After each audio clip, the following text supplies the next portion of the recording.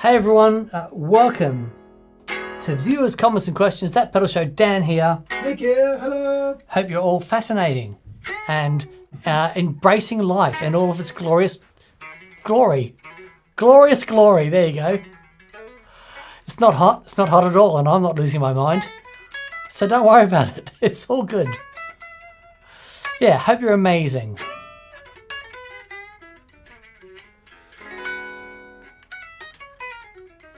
We've been working on some things, some fun things. I'm not losing my mind, you're losing your mind. Hello everyone. Willkommen auf das Pedal Show. Ich bin Mick, hier ist Dan. Thank you BV for looking after us, Yes, as thank always. You, buddy. And hello to Anza421 who can't watch live due to work. So when you pick it up, Anza, we say hello to you. Mellow Fellow and Lawrence Clark. And Guitar Atoiliesi. Nice. Maybe I've said that correctly. Johnny T is on. Johnny T. Hello, mate. Digger68, greetings from the dirty river. We've got some of that good old UK weather today here in New England. Oh, nice. The weather here has been unusual. Yes. In that it is still warm and sunny. Oh, you switched out.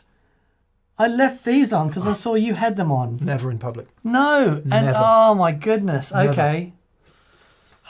Never. Grown-ups trousers only in public, Daniel. Yes, I know. Sorry. I thought the weather today had pushed us beyond that point. Obviously not. I was wrong. Simon Forgive V. the knees. Simon V is on. Nice to see you back, Simon. Hey, mate. Jen G. Jimbo Diddley, Scott Curry, Todd Roy. Lots of lovely friends. Beautiful. Too Shy Virgil N. Canto wants to know, have we ever modded a guitar just for the sake of it? Well, yes. 100%. In one's youth. Yeah. That's the only reason you did it. Yes. Yeah, I remember the day I got my gem home. So 1988. And the gems had just got to Australia. And I was so excited about it. I grabbed the tremolo arm, vibrato arm, I should say, and I went, Thank you, Daniel. and I whipped it up, and it wouldn't go up like all the way until the guitar was destroyed. So I took the back off it, took a chisel, my brand new gem, and just chiseled out a route So it would for go the tremolo down block further. would go even further, because that's the sort of wild and crazy guy that I am. It's quite bad. Wasn't good. Quite bad. We have 20 super chats, so I think I'll turn them off. And then we can answer fully. Yeah. Yeah. Sometimes we have more. But 20's enough. 20's enough. Hopefully we are on. Yes, it seems like we're on. Yeah. Good. Right. So I'll turn the super chats off. If you have super chatted to this point, we will answer you. But I'm going to turn the super chats off exactly and completely now. Paul Matilovich just sneaks in there. Well done, mate. I'm turning the super chat off now. Who's seen the Odyssey then? Yeah, If you've read the book, you know how it ends. I saw Spider-Man on the weekend, which was really good, but not the Odyssey. End of Time is on. Johnny T is on. Mr. Guitar Dad is on. End of Time just got a hot cake. Well done, mate. Who did? End of Time. End of Time. Iodine74, David Pekarski, good to hear from you, buddy. Peter Hall is on. Lefty O Bass, Curtis R. Tebby Bear, how are you, Trevor? Beautiful. He says, shorts for life. Are you a postman by any chance? Posties, all the posties I know are addicted to shorts. Yeah. P Monkey is on. Hodgiez is on. Stuart VH is on. How are you, Stuart? Peter Hall, G. Budge, of course, and Gordon Rankin. G'day, mate. And Jeff Box and Leyland Berg and Mike Jabber is on. Bill Green. RBWR, Rob Brewer maybe? RBWR is saying, is Mick not wearing t-shirt TPS merch? No, I'm not. I may go and change presently because that is a vast oversight.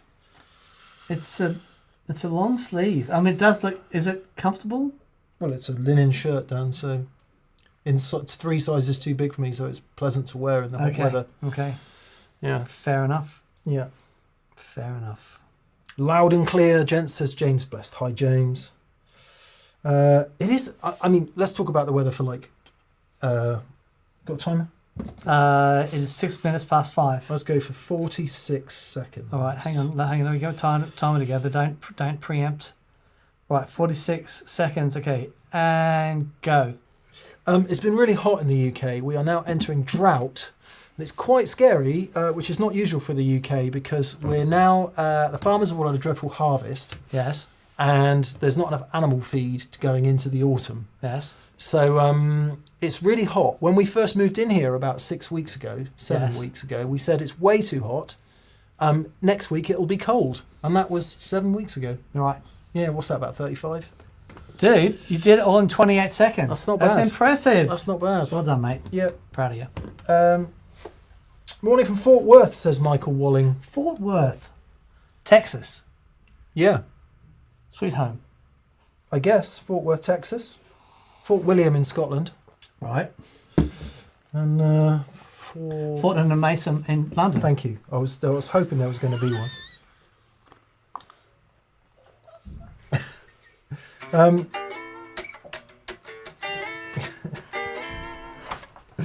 That's my Fortnum and Mason lick. There you go. What would it be? It'd be a major 7. Oh, be a major. wouldn't it? Yeah. There'd be a really posh, like a really posh version. It needs to be expensive. There you go. Yeah. It needs to be pretentiously expensive. Oh, hang on. Okay, so this. Yeah. There you go. And that's the chime as you open the door. Welcome, Mason. sir. We saw you coming. Very good. I don't know what's going on here. S. Rowlett says it's the last live show before I head back to teaching. Hello from Chaos, Kansas?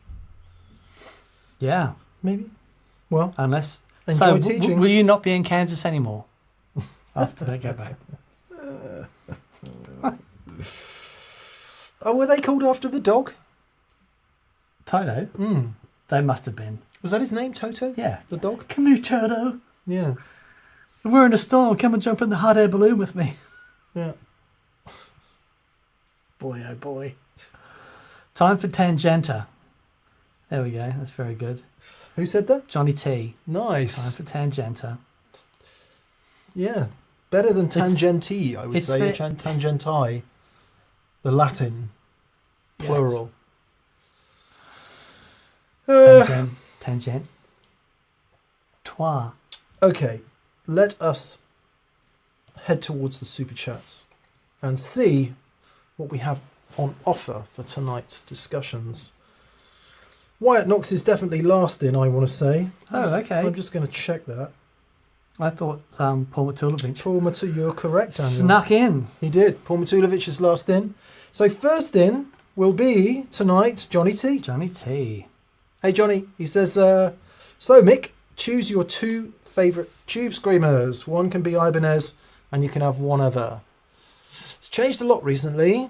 For those of you who don't know, we did yet another video on tube screamers on Friday. You're welcome. Dan had a mystery tube screamer to show me, which I'd never heard of. Well, technically, an MSL metal screamer. Yes. Ooh, I've just given it away.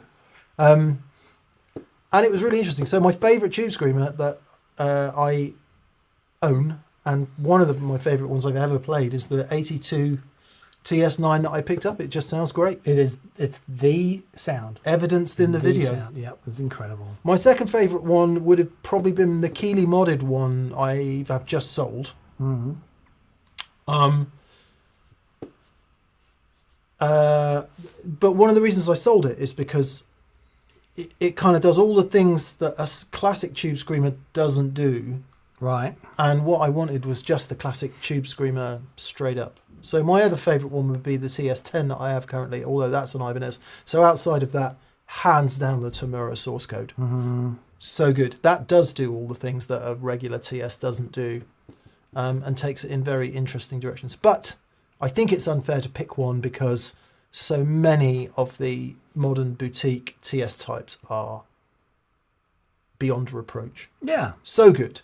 And you have to talk about Analog Man if you're going to talk about TS mods. You do. The original, and many would say, is still the best.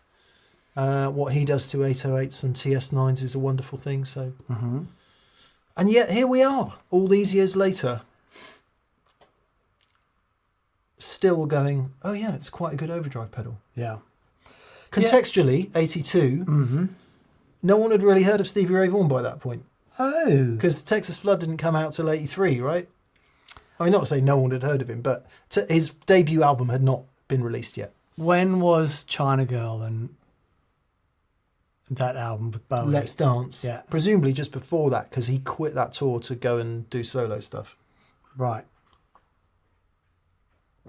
Or Okay. maybe they'd made Texas Flood and he was hedging his bets. Right, okay. What's it called? Let's Dance, David Bowie. Let's Dance. I want to say that wasn't until 86, but that can't be right. Soul as the Goal says that chord was suitably expensive. The shorts really sell its pedigree. Yes, mate. 83.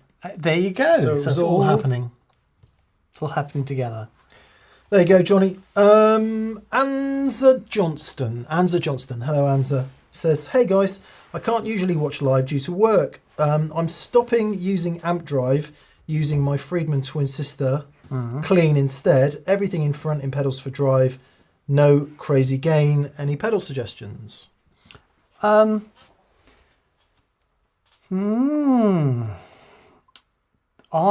you're used to the Friedman stuff, I'd have a look at Amp Tweaker. The range designed by James Brown. Let me know. He's such a groovy dude. But he just knows how to design those beautiful gain circuits. Yeah, there's it's a veritable smorgasbord of a world of gain out there. Interesting to know. I would be interested to know why, Anza, you're moving away from amp gain and going to pedals, and what that brings for you. That might help the suggestions a little bit, but it's very tough if you've been used to like Friedman amp gain. Yeah, it's very special. And you'll go into pedals. That's gonna hurt for a bit, probably. Oh, I don't know. I think here's a trick. You may heed my advice or discard it with yesterday's fish wrappers. What I would do if I were you and you're using a clean platform amplifier. Well, Dan tells the story. I'm going to right a great wrong. Okay. Here's what I would do. Grab a pedal, a clean boost pedal or something, so that your clean tone is a little bit louder. You're pushing the front of the amp a little bit harder. And then when you go to your dirty tones with your ODs, make them a bit louder. So this is something that I noticed Andy Timmons do. He has his amp set up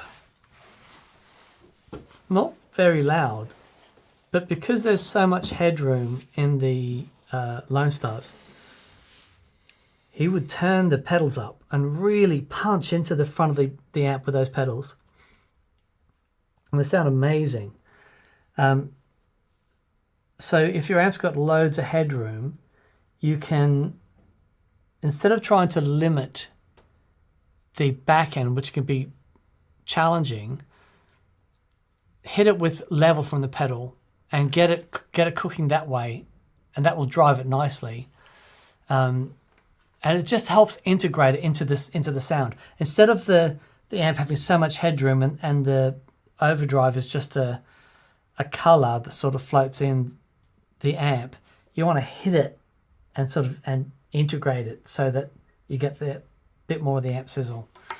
And what you don't have then when you turn that off is that clean sound. So use a clean boost to do the same thing, but just to get the level up a little bit.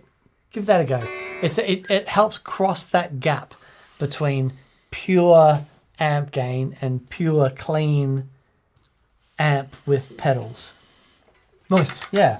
If you were going to choose 2 overdrive pedals tomorrow to give you a range of clean and crunchy and dirty sounds into a tube amp, what would you choose? Into a cleaner tube amp? I'm assuming single pedals only. No. Okay. The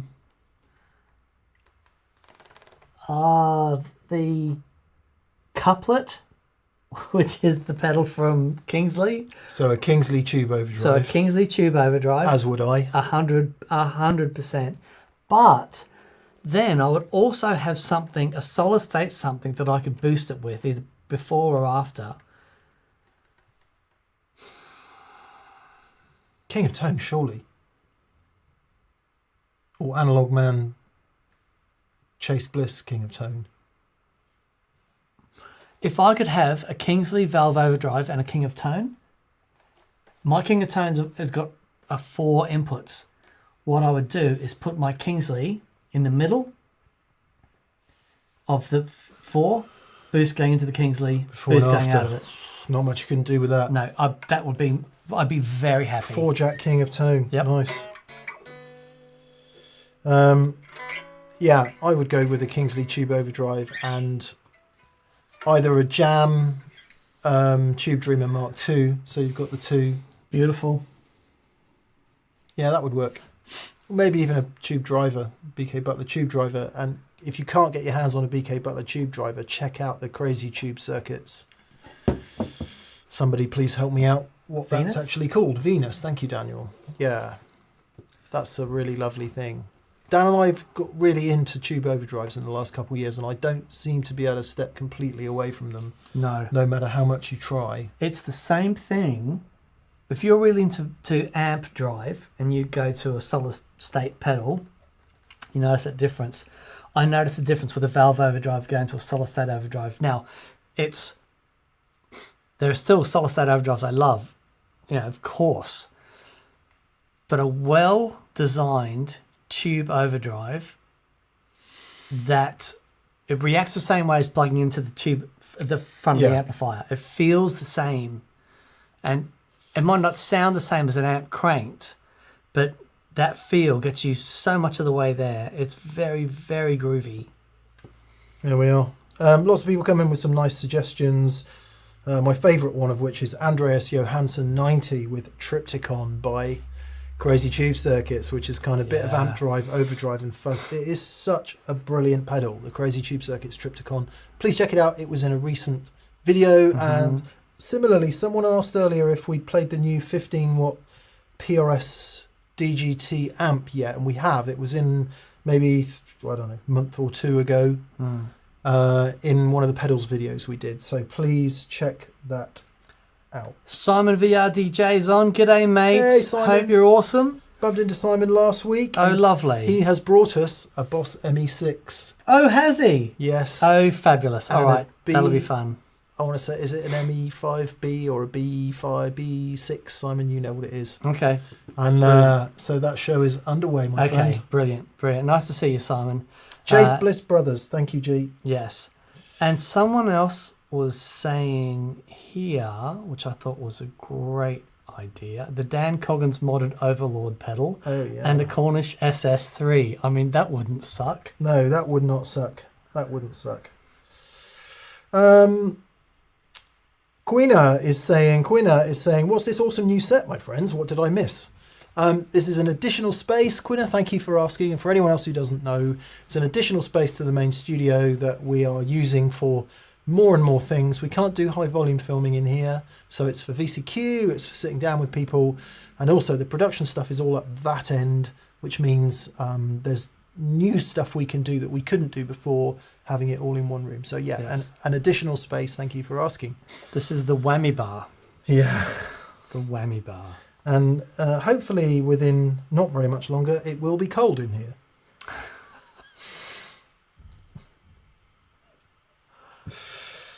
It's Yes, once again, I apologise for the shorts. It was deliriously warm. Made a tactical error. which is just not something Daniel normally says. No.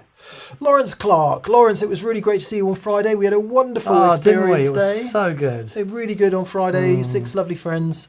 Lawrence was one of them, and he says, thanks for the amazing experience day on Friday. Would there be any latency issues going wet-dry with the Flint V2's tremolo not being analog dry-through? If so, what options are there to solve this? That's a pain. It is a pain. And is that right? Obviously, it can't be analog dry-through because it's the whole... why would you do that? The reverbs in the Flint, I think, are extraordinary. But I think in the Flint, you do have a harmonic and an amplitude tremolo, which do not have analog dry-through. Therefore, you will get latency, and you will get that latency-based phase issues, but only on the part of the signal that you can hear. It might be slightly less noticeable because it's a modulating signal anyway. Try it, Lawrence, see how you get on. It might be okay. I persevered with a digital rotary speaker simulation for some time and just liked it enough, but every now and again it was like, oh, this doesn't sound right. It doesn't sound right. And then, of course, the penny dropped that it wasn't analog dry-through. And sometimes it sounded okay, and sometimes it really didn't sound okay. Always sounded more phasey than it should, which, of course, is hard to discern because a rotary speaker is a phasey sound. So it might be that you're into that world where it's not actually too bad. Try it. See what you think, man. I mean, it would be annoying. As Dan says, the reverbs are so lovely. But you would need to add an analog tremolo if you wanted to avoid it completely. Yes. I would say for the sake of the space of a Moore Trelicopter or something similar, you'd be better off adding an analog trem than you would trying to fix the latency issue, if that was the only place you were trying to fix the latency issue. Yes. Yeah. It was nice to meet you, Lawrence. Yep. Very much enjoyed your Strat and your guitar playing, mate. Yeah. We had a blast. So good. We'll see you down the road, buddy. Yeah. Mellow Fellow 7 says, hey D&M, I'm looking at getting my first semi-hollow guitar. Can you help me think through a 335 style versus a thin line telly with humbuckers? Oh, what There's a show. great question. That is a show. Because you can't do it tomorrow. Now, yeah, but there is an argument to say that the 335 is the best guitar that's ever been designed. Okay? Case for the other side. Offense. The attack. There's a bunch of guitars, shall we call them semi-hollow, with very cool humbucker pickups, and the thin line is absolutely one of them. An old Ibanez Artist, another great guitar. I would love to do that show with a thin line. The one thing with those, most of those guitars are maple neck, the old thin lines. So, and they do sound quite different, but gee, they're great. We should totally do it. Let's get a couple thin lines off somebody. Okay. Maybe throw the Gretsch Jet into the mix because that is semi-hollow, but it doesn't have it's chambered, but it doesn't have an F-hole. Oh, yes. And just go, okay, this is chambered, no F-hole. Yep. This is chambered with F-hole. Mm-hmm. This is guitar with F-hole. This is hollow guitar. I think that would be super interesting. Okay. To hopefully be more use answering the question, Mellow Fellow, it can be the case that you might prefer the sound of one guitar ultimately, but you far prefer playing the other guitar, in which case get the other guitar. Get the one that you can connect with playing wise first and deal with the sounds secondarily, because for example, I know people of slightly smaller stature who find 335s impossible to deal with because they're so physically big. Also, if you've been used to playing a flat guitar That is to say a Strat or a Tele where the line of the strings runs kind of parallel with the top of the guitar. And then you move to a Gibson where everything's on the wonk. That can be weird to begin with because the neck kind of comes back this way. Or you might be absolutely ripe for a new challenge and a change, in which case go for something different. Ultimately, as we always say, go for the guitar that your heart says you want, because then you'll play it, right? But we will do that show, and I'm sorry we don't have a full answer here today. Yeah, we will find the answer soon.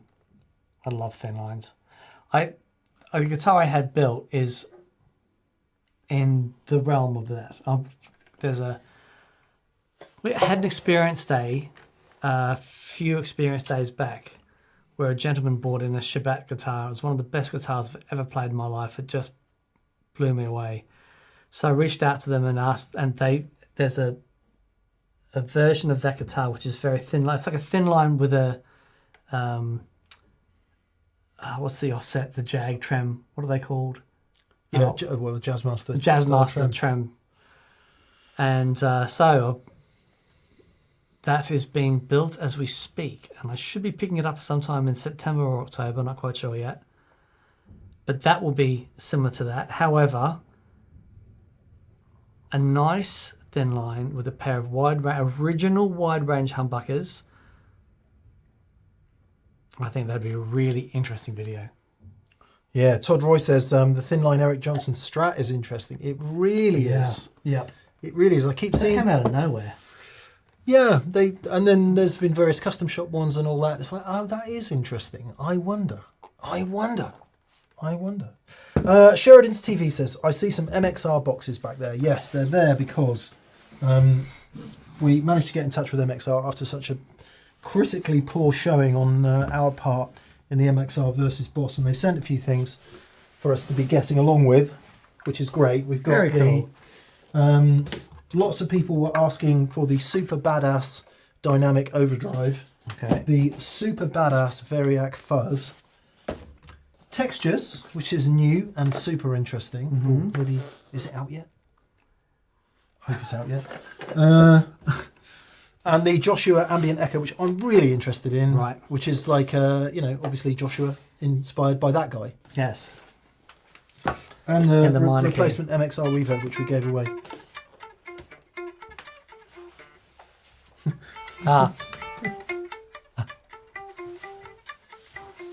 Because I don't want any more copyright strikes. No.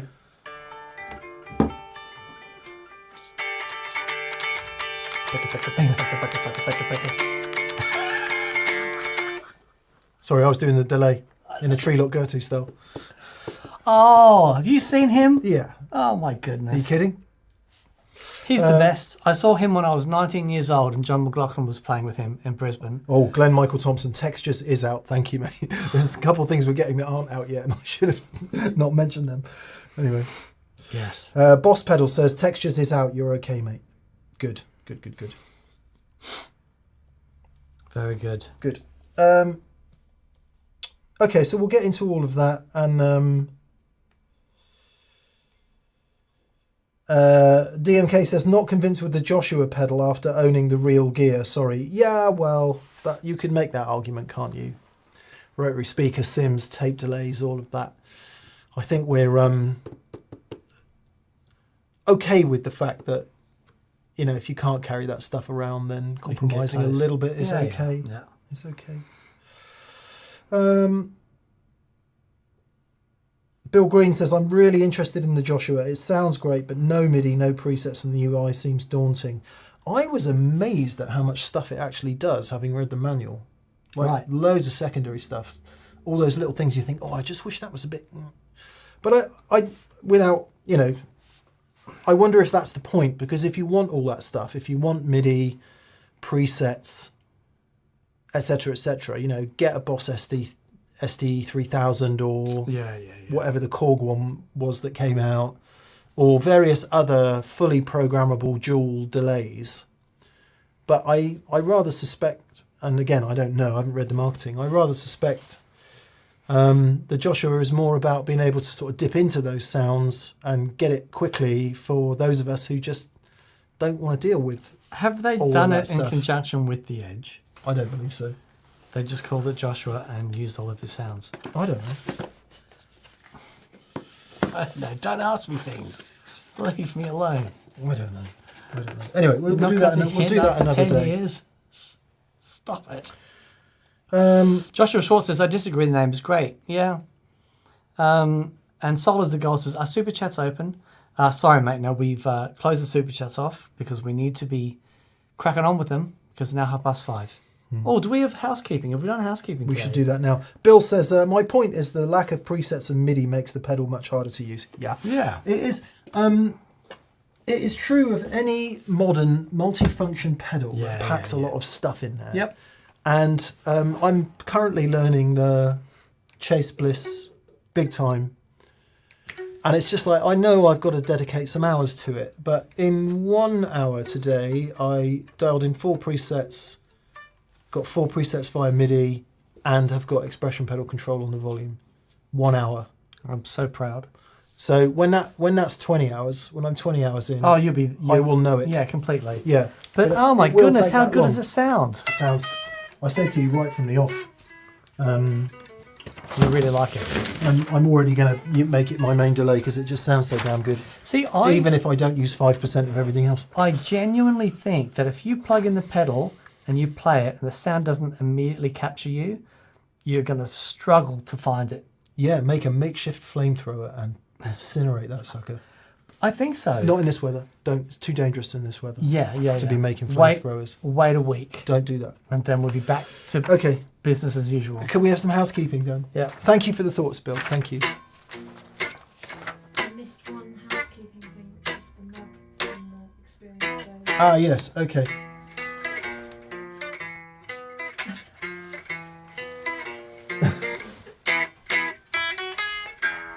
Was it Sam? It was Sam, wasn't it? I think it was Sam. Lucien. Was it Sam? Lucien. No. Lucien.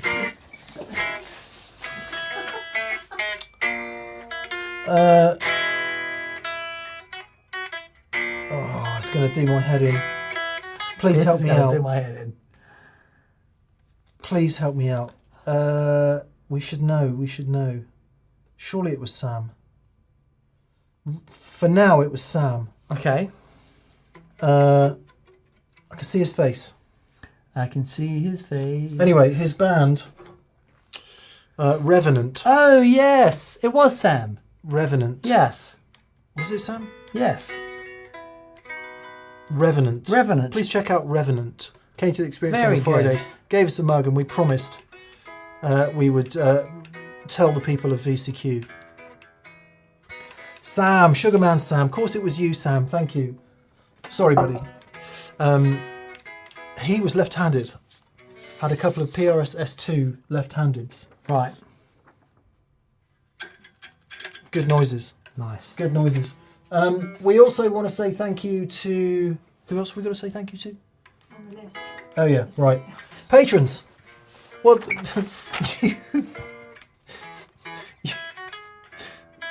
patrons, apologies that we ran out of time to do a July giveaway. August, this is a new kind of prize for us. We experimented with it in the Tonekins thing and it went so well we thought we'd offer them as patrons prizes, which is online pedalboard sessions with me and Dan for 3 TPS patrons. So if you've got questions about your board, they'll be half an hour long, something like that.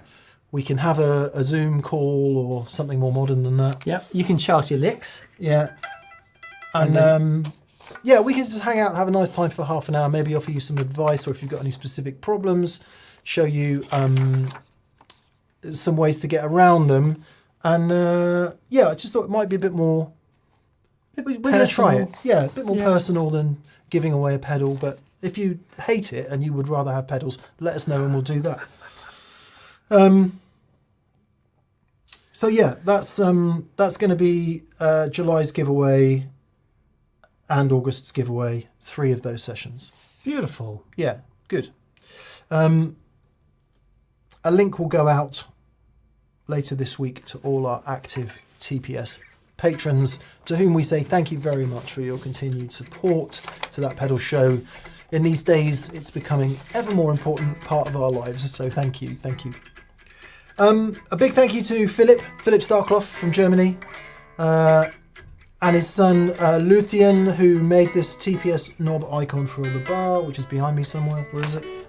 By the pig. It's by the pig. I get it. Come here, piggy.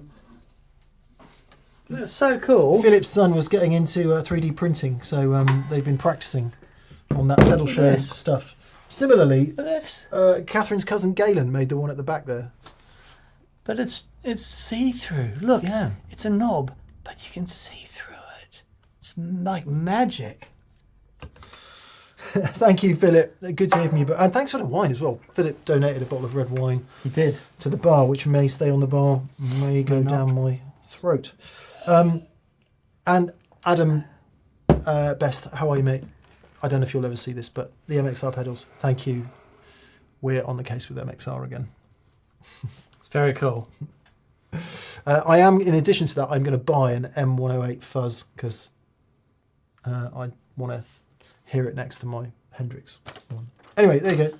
That was a rather belated housekeeping. It was good. I like it. Tell Simon V RTJ none. None, Simon. There are no Welsh cakes left. They have been scoffed. Thank you, buddy. And the cider was good too, mate. Simon got me a couple of ciders. Oh. Some Welsh ciders. Oh, nice. Very nice. Very Very, good. very nice indeed. Good. Soul is the goal. The Burned Pacifica is one of the only TPS guitars I covet. Have you seen the Burned Pacifica? The one that I set fire to in Guitarist magazine. Was that a Pacifica? Yeah. Oh, It was. wow. Are we right there? Soul is the goal. Oh, amazing. Yeah. Was that here? It's in a. I want to say it's in the silver Scott Dixon case. Okay. It's on the pile. If it's easily accessible, I shall bring it in right at this moment. Oh, okay. If it's BV not- called. BV said, "Oh, I like that, BV. That's very good." It's like he said, analog see-through. Like that. That's very good. Very good, BV. Yeah, cool. You hear a large crashing noise? Yes, It's me. it's going up into the roof. Mick has gone into Narnia. He'll come back in. Where I step chainmail. across- Oh, look at Where I this! step across the The threshold. I don't even know if it's going to be in this case, Right. so we'll have to see. Lovely Scott Dixon aluminium Very case, which nice. is very groovy indeed. Very nice. Anyway, within lies a very sad-looking, Oh my goodness! burned out husk of a Yamaha Pacifica, which I did as a Guitarist magazine project once, and set fire to it, and it went up slightly better than I was expecting. Like when I set fire to my yellow Strat, Yes, that took some. going. This one went up like a flaming, Roman candle, mate. It was, and then there was the hilarious putting out thereof. So You could have cooked something on that. That Yeah. would have been cool. yeah. You should close up. And for all those, There you do a go. close up. And There for you all go. those people that sort of go, "Oh God, you could have given that guitar to some kid." I could have done, but I set fire to it. Oh, and you've got the left-handed tremo. tram. Come Yeah. on. Yeah, it's pretty bad. Burnt all the way through at the back. And I think I went through there trying to install the humbucker. You burnt all the way through. Were you using a blowtorch? No, I just poured some sort of accelerant on it and added fire. Fantastic. You know, back in my much more impressionable days. I dig it. Yeah. I dig it. Does it still smell? Yeah. Does it really? Yeah, have a nice smell of that. Oh, it does too. Yeah. Yeah. So there we are. Smokey McGee. Actually, what I'm more interested in is this lovely Joe Satriani signature Planet Wave strap. Look at that. That was in the case all along. Yeah. With odour combustion. Sniff my strap. Odour combustion, Daniel. Beautiful. Anyway, yeah, silly days. But That's great. anything for a sack full of hate mail. Boss Pedal says Fender would charge $5,000 for that. Oh God, we need to answer some more super chats. Sorry. Have we done one? We've done two, I think, so we need to hurry up. All right. Johnny T Johnny T, g'day, mate. says, I saw EJ, an eclectic set with great tones throughout. Yes, I thought the set was eclectic as well. Yes. He played some jazz standards. He played that.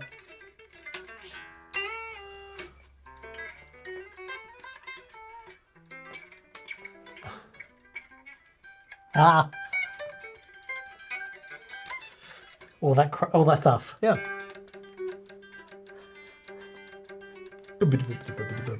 That's enough of that, Dan. So good. Yeah, he was eclectic, wasn't it? The jazz standards I wasn't expecting, and then he sat down to do an acoustic bit, which was also super interesting. He played. I was surprised how well he played acoustic. Oh, really? Yeah, because there's a couple of those acoustic songs on Our Musical. Yes.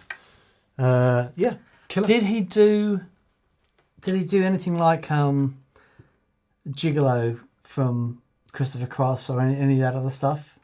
Don't think so. Okay. I think it was all EJ stuff. Yeah, but that's his solo on that's like one of my favourite tunes. Well, ever. apart from the jazz standards, did Desert Rose, which was great. Oh, cool. Yeah, there's a bit. I prefer Desert Rose to Cliffs of Dover. Do you? Okay. I think it's a better song. Anyway, Simon V, how are you, buddy? He says, hi, DNM and Catherine and Rosie too. If you could go back in time to when you were 15, what things would you do differently or tell yourself? Buy Apple shares. Yeah. Yep.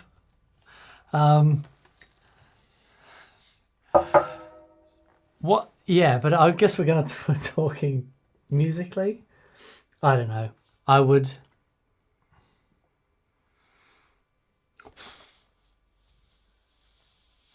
I think it's back when I was 15,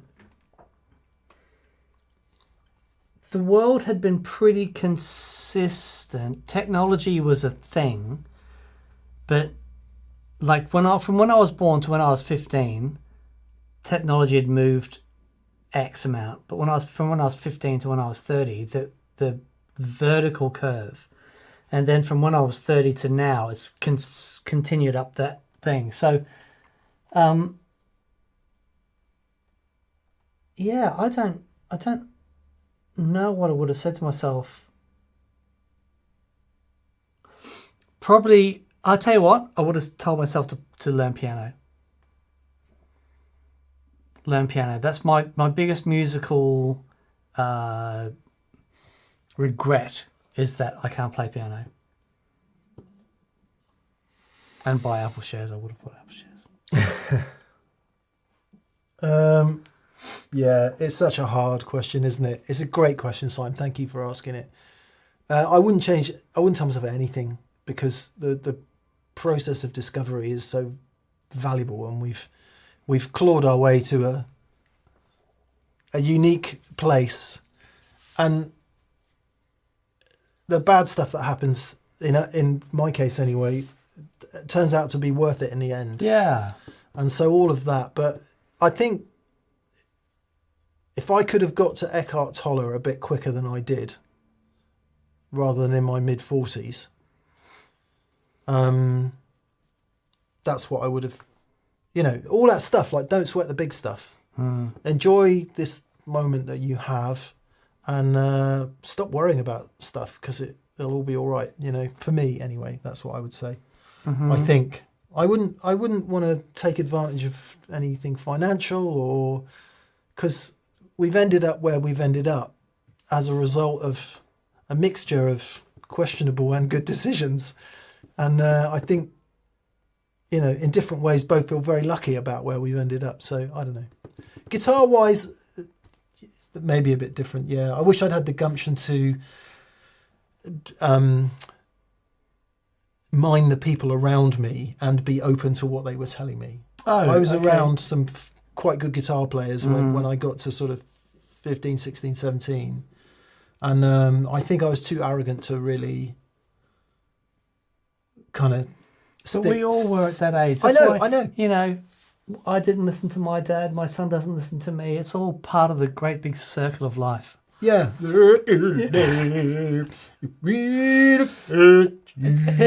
got a quick question here from Matt G, Texas DFW. Brand new subscriber. Hey, Matt. G'day, mate. He said, which episode should I go back to for foundational info on acoustic pedals? Appreciate the help. There's a few episodes on acoustic pedals. And only a few. So it shouldn't be too difficult to find them. If you go to the search bar above here and just put in acoustic pedals, they'll come up. But one thing I would say is that most great pedals on acoustic aren't acoustic pedals. There's some really good acoustic pedals, but if you want to compress it, a really good quality compressor, Origin, Empress. If you want to add a bit of chorus or something like that, chorus has got enough headroom to take the preamp out of your acoustic. I'm assuming that's what you're using, or delays or whatever. But yeah, we've done shows on them, so go and check it out. But welcome, mate. Thank you very much for subscribing. Good. Thank you for the question, Simon. Scott Curry. Hey Scott. He says, hello D&M and K&R. I have a question for Rosie. Where is Rosie? Is she out there? I think Cool. she's legged it out of here and gone into the cooler part of the building. Anyway, Scott, Rosie, Scott says, off, whoop, yip, pant, grrr, bark, woof, woof. Question mark. Yeah. When she comes up with an answer, Scott will let you know. Yeah. Thanks, buddy. And thank you for spending all that money on that question. Bless you, buddy. Bless you. Hopefully we can show you Rosie before the end of the show if she decides to come back in. Jen G. Ripper says, hi, gents. What would you suggest for setting up a pedal board that balances well between single coils and humbuckers, especially given the volume difference between them? It was lovely meeting Mick at the EJ gig. Thank you. And it was nice to meet you. I did meet a handful of TPSs that night. Dan and I, we get asked this quite a lot at experience days as it goes, because Dan and I both play humbucker guitars. We both play single coil guitars. And actually, we don't change anything on our pedal boards. Mm. The only thing that I say sometimes is maybe if you've got, let's say you've got two overdrive pedals, I might lean on one more for the single coils and the other one a bit more for the humbuckers. Or if you've got three, maybe these two stacked work really great for the singles and these two stacked work really great for the humbuckers. Mm-hmm. Outside of that, we tend to go for guitars that aren't a million miles away. Yeah, so my humbucker guitars are bright guitars. Yeah. My Les Paul at the time was one of the brightest Les Pauls I'd played, and then Mick's Goldtop enters the building. But I plug my Les Paul into my rig and it sounds like my Les Paul. You know what I mean? I'm not trying to make it sound like my Strat or my Telly or my Ed O'Brien Strat. Every guitar has a specific job. I plug in my Junior and it sounds like my Junior. I think that's the goal with the rig, is so that you can hear the guitar. Yeah. And you can say what you need to say on that instrument. And when it's time for something else, you pick up the other thing. Yeah, there you go. Hope that helps. I would say if you do have single coil guitars and humbucker guitars that are really wildly different, then an EQ pedal is probably the best thing, because you can reduce a bit of level if you need to. Most EQ pedals have a master level, but you can also tweak the EQ to suit, but just tread carefully, because exactly as Dan said, what you want is for that guitar to sound like that guitar. Mm-hmm. If for your particular Strat, for example, you dial in a bit of low mids and extra bass on the amp, yeah, then maybe you want to pull that out for the humbucker guitar. But go steady. I always think it's great to work with the guitar and let it do what it wants to do. When we used to do Tin Spirits gigs and Dave would bid his matchless, and on the EF86 channel, you've got the capacitor array that lets you different amounts of bottom end in. And every guitar that he'd pick up, he'd have a certain selection on that amp that would work with that guitar. So if it's on the Strat, he'd have loads of bottom ends. If he'd pick up the Firebird or whatever, he'd dial it back a bit. Right. Les Paul comes out, it's like dink, like cuts off quite a lot of it. Yeah. You know, and that was all he had to do. Everything else stayed exactly the same. Yeah, as you were saying that, I was thinking, oh, of course, it depends what you play as well. So I play very differently Yeah. on the Strat and the Les Paul. Like I don't think I would use the Strat for a guitar that I would normally play a Les Paul song on. Yeah. So in a cover band set, for example, if we do All Right Now, then it's got to be a Les Paul. But throughout that, there's not much playing on the bottom string, and there's no heavy gain. There's lovely classic style overdrive for the solo, but if you play the opening chord as he plays it with the, or at least what I hear, there's the extra A on the top string in that chord. And then the rest of it's all up the neck a bit, so you don't get the thuddy low end that you would get with humbuckers. Yeah. So, it depends what you play. M. Aaron Edwards. Hello, M. Aaron Edwards. Hello, M. Aaron.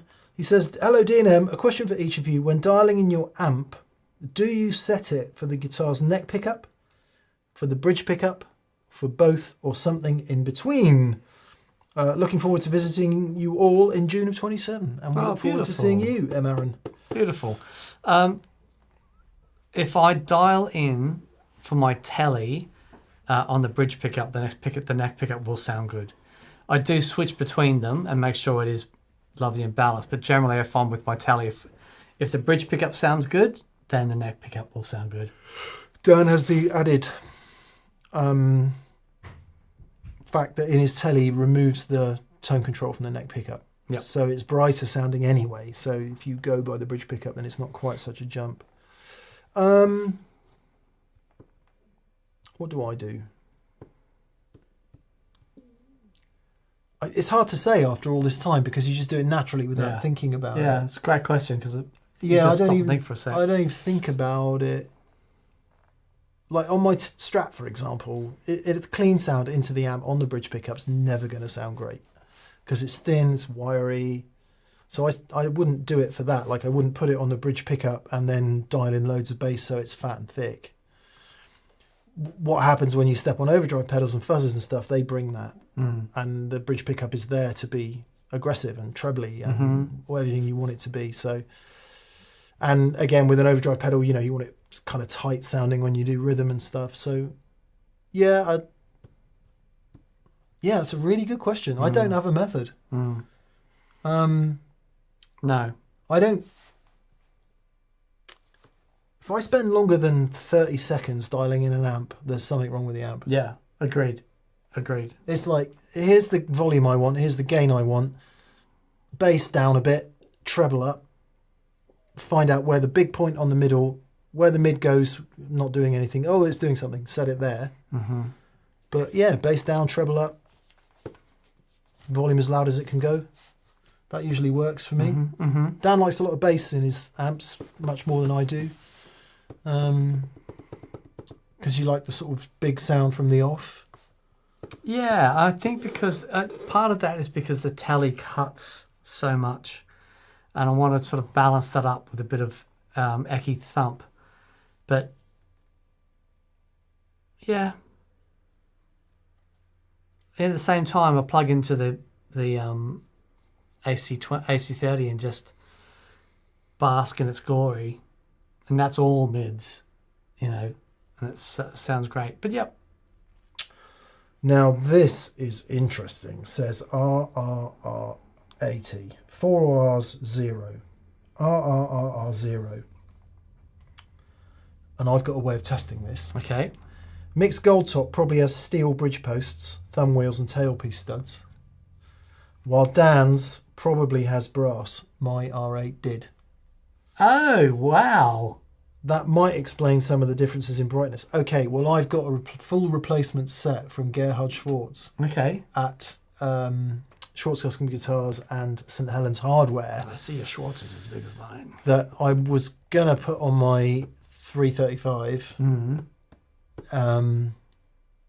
That would be a really interesting experiment I'm up for that. because I think you would vastly prefer it.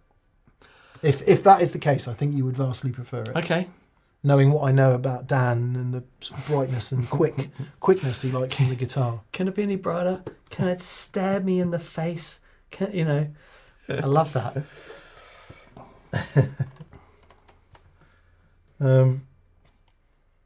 Frankie Walnut says, Dan, your task for this week is to learn Let It Be on the piano. Interesting.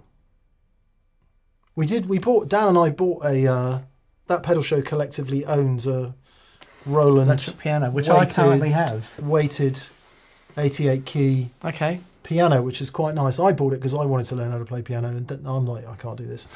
Dan's like, yeah, I would like to learn how to play piano as well. And then I get it and I'm like, this is really hard. Yeah, give up. Well, because the piano players that we play with are fabulous. And we go, okay, well, just a bit, hang on.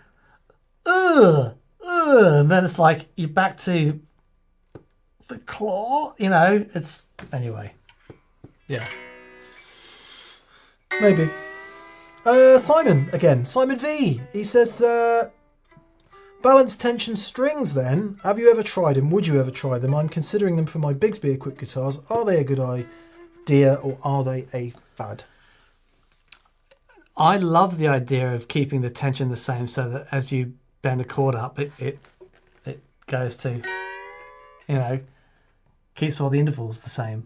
Is that how it works? Yeah.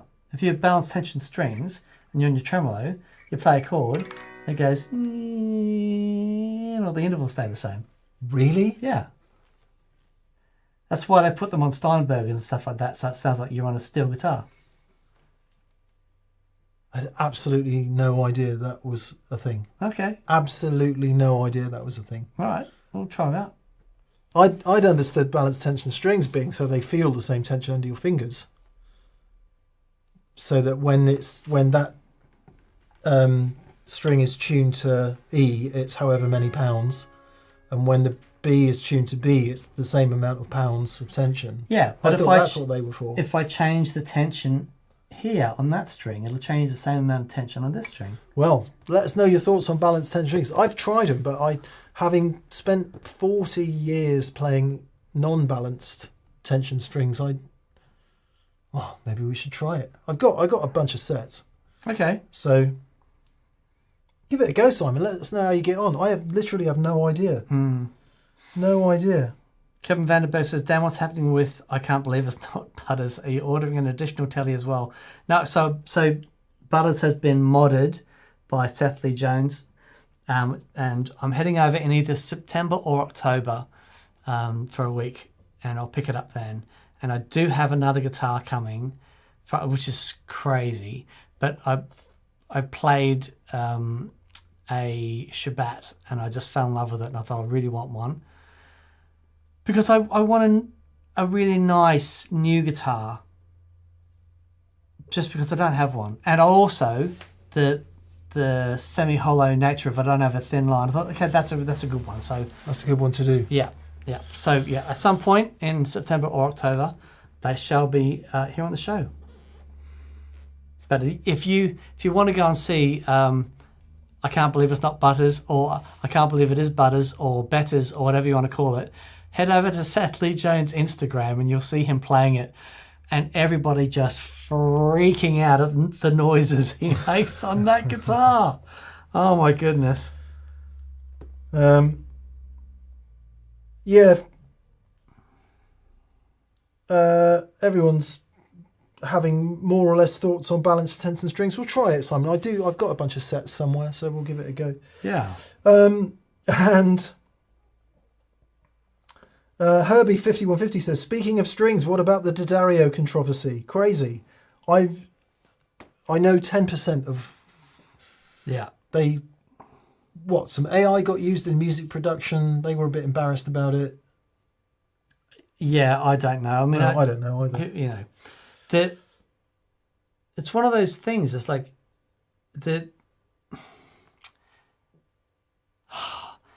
if you're in a company and you hand off the promotion for your new product to someone, they say go and get someone to make a track of this, and that person who they get goes and uses some new tech to create the track for it. I don't know. Is the controversy that it was actually AI guitar playing? Who knows? Who knows? Yeah, I don't know. we don't know enough about it. It's the truth. Yep. But yeah, seems to have blown up. God. Anywho. Does anyone care? People do, apparently. Yeah. So let me divert your attention in a different direction then. So instead of worrying about whether somebody used AI in a bit of music production software in Daddario, read Sound on Sound magazine this month, where they talked to the producer and mix engineer that did Choosing Texas, the song that was number one in the US for so long that Bookerback played guitar on. Man, that is utterly fascinating because they explain how the whole thing works. So, artist works with a team of songwriters, obviously. Miranda Lambert's involved, arguably the queen of country in Nashville. They get the song.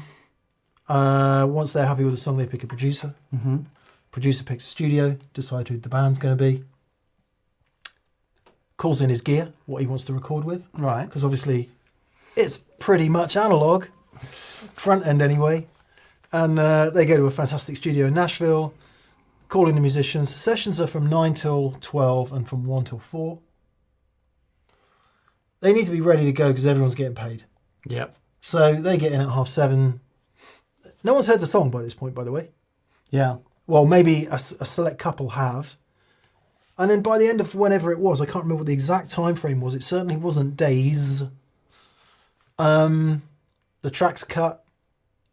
The production techniques, the musicians involved, the skill, all of that. It is the antithesis to everything we were just talking about before that, right? It doesn't get any better than that.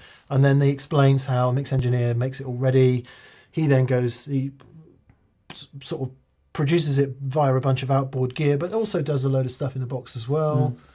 And then we have the hit. And it's like, oh my God, it is astounding. Is there a separate mixing and mastering process? Yeah. Right. Okay. Didn't even talk about mastering, but that will be Right. that'll be completely separate. And it goes backwards and forwards between the producer and the mix engineer, and anyway, blah blah blah. Fascinating. And what I liked, one of the things I liked about it, sort of was an interesting juxtaposition with the editor's column that month. Hello, Sam. You probably never watched this, but Sam Inglis, old mate from Cambridge, is editor of Sound on Sound magazine, and That's such a good magazine.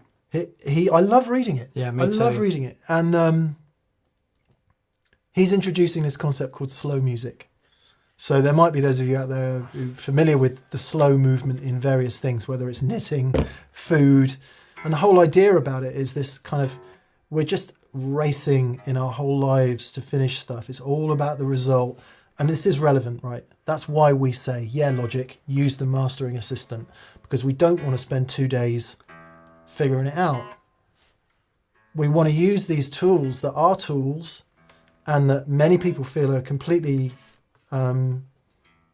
relevant and okay to use because it's a tool, right? It's helping you complete the work quicker. Sam's argument is, hey, look, slow music. Get the skills, learn your shit, Yep. spend the time doing it right. When you do an EP, take 7 years to release it. The slowest music. That's what you want to do. And actually, what then happens is the joy of doing it is in the doing, right? It's not in the result. The result, if you've brought joy to the doing, and you've done it in good faith, and you know your shit, the result will take care of itself. And I just thought this whole concept of slow music was a really beautiful thing, and it reminded me a lot of that pedal show done. Taking way too long to do anything, but trying to do it right, trying to, yeah. Anyway, sorry, bit of a tangent. Slow music, Sam Inglis and Sound on Sound. And the interview, my apologies, I can't remember the producer and mix engineer's names, but it is a fascinating interview. That's so cool. And of course, Bookovac's all over it with his guitar playing. He's- so. Oh man, I really hope we can. I'd love to interview him because I've got questions that only that man can answer. Yeah. I just love it. I love it. I love the people at that level of their craft. Mm-hmm. You know, we're all looking for ways for a bit of it, aren't we? We all want a plug-in that will do it. We all want to learn the quick way. And it's like, no, mate, sorry. Go and do your 20 years of doing it professionally. Then you will be skilled. And that's okay. That's okay. I dig it. I dig it.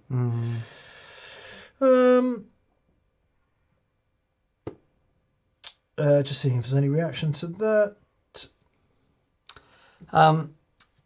Ted Ferguson says there's a special magic to something getting done fast with warts and all. I agree. Yeah. I agree.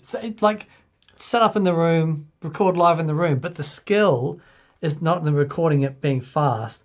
It's in the time it took to gather all the information required to be able to record it well. Yeah. I totally agree. Like if you've got a process down and it just happens. I don't mean slow music isn't about and slow knitting and slow food is not necessarily about how slow can you go doing it. It's about doing it in the time that it takes to make it what it needs to be. Yeah. And not looking to not seeing what you're doing as a means to an end. Yes. So doing something fast, great. You get the result, but actually you still enjoy, you're still doing it. You're not resenting doing it. You're not trying to find every possible fix to do it as fast as possible. I think that's what it's Yeah, about. it's very good. It's very good. Anyway, blah, blah, I blah. do like that shirt. It's very fetching on you. If we go out to dinner, you're paying. All right. All right. Yeah. Yeah. Look, that's where we're at. Yeah. That's very kind of you to say, Dan. Do you it's mean very that, or are nice. you taking the piss? No, I nice. genuinely think that looks really nice on you. It's a good. Thank you. That sort of dark tealy blue is a good colour for you. Thanks. You're welcome. I can feel your chakras. They're not my chakras.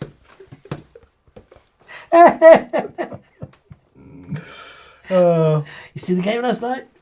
How about them Bears? Oh, Okay. Good game. Johnny T. Dan's going to do the pillows joke. Come on, Dan. Where's your hand? It's between two pillows. Those aren't pillows. There you go. It's a famous quote from the new film The Odyssey that's just out yesterday. It's Homer in bed. Don't. That's what that film needs. Yeah. He marched. I'm going for a walk. If there's no little plastic Homer in the background somewhere, like as an Easter egg, if it's not there, whoever directed it, you got nothing. That's all I'm that's saying. funny.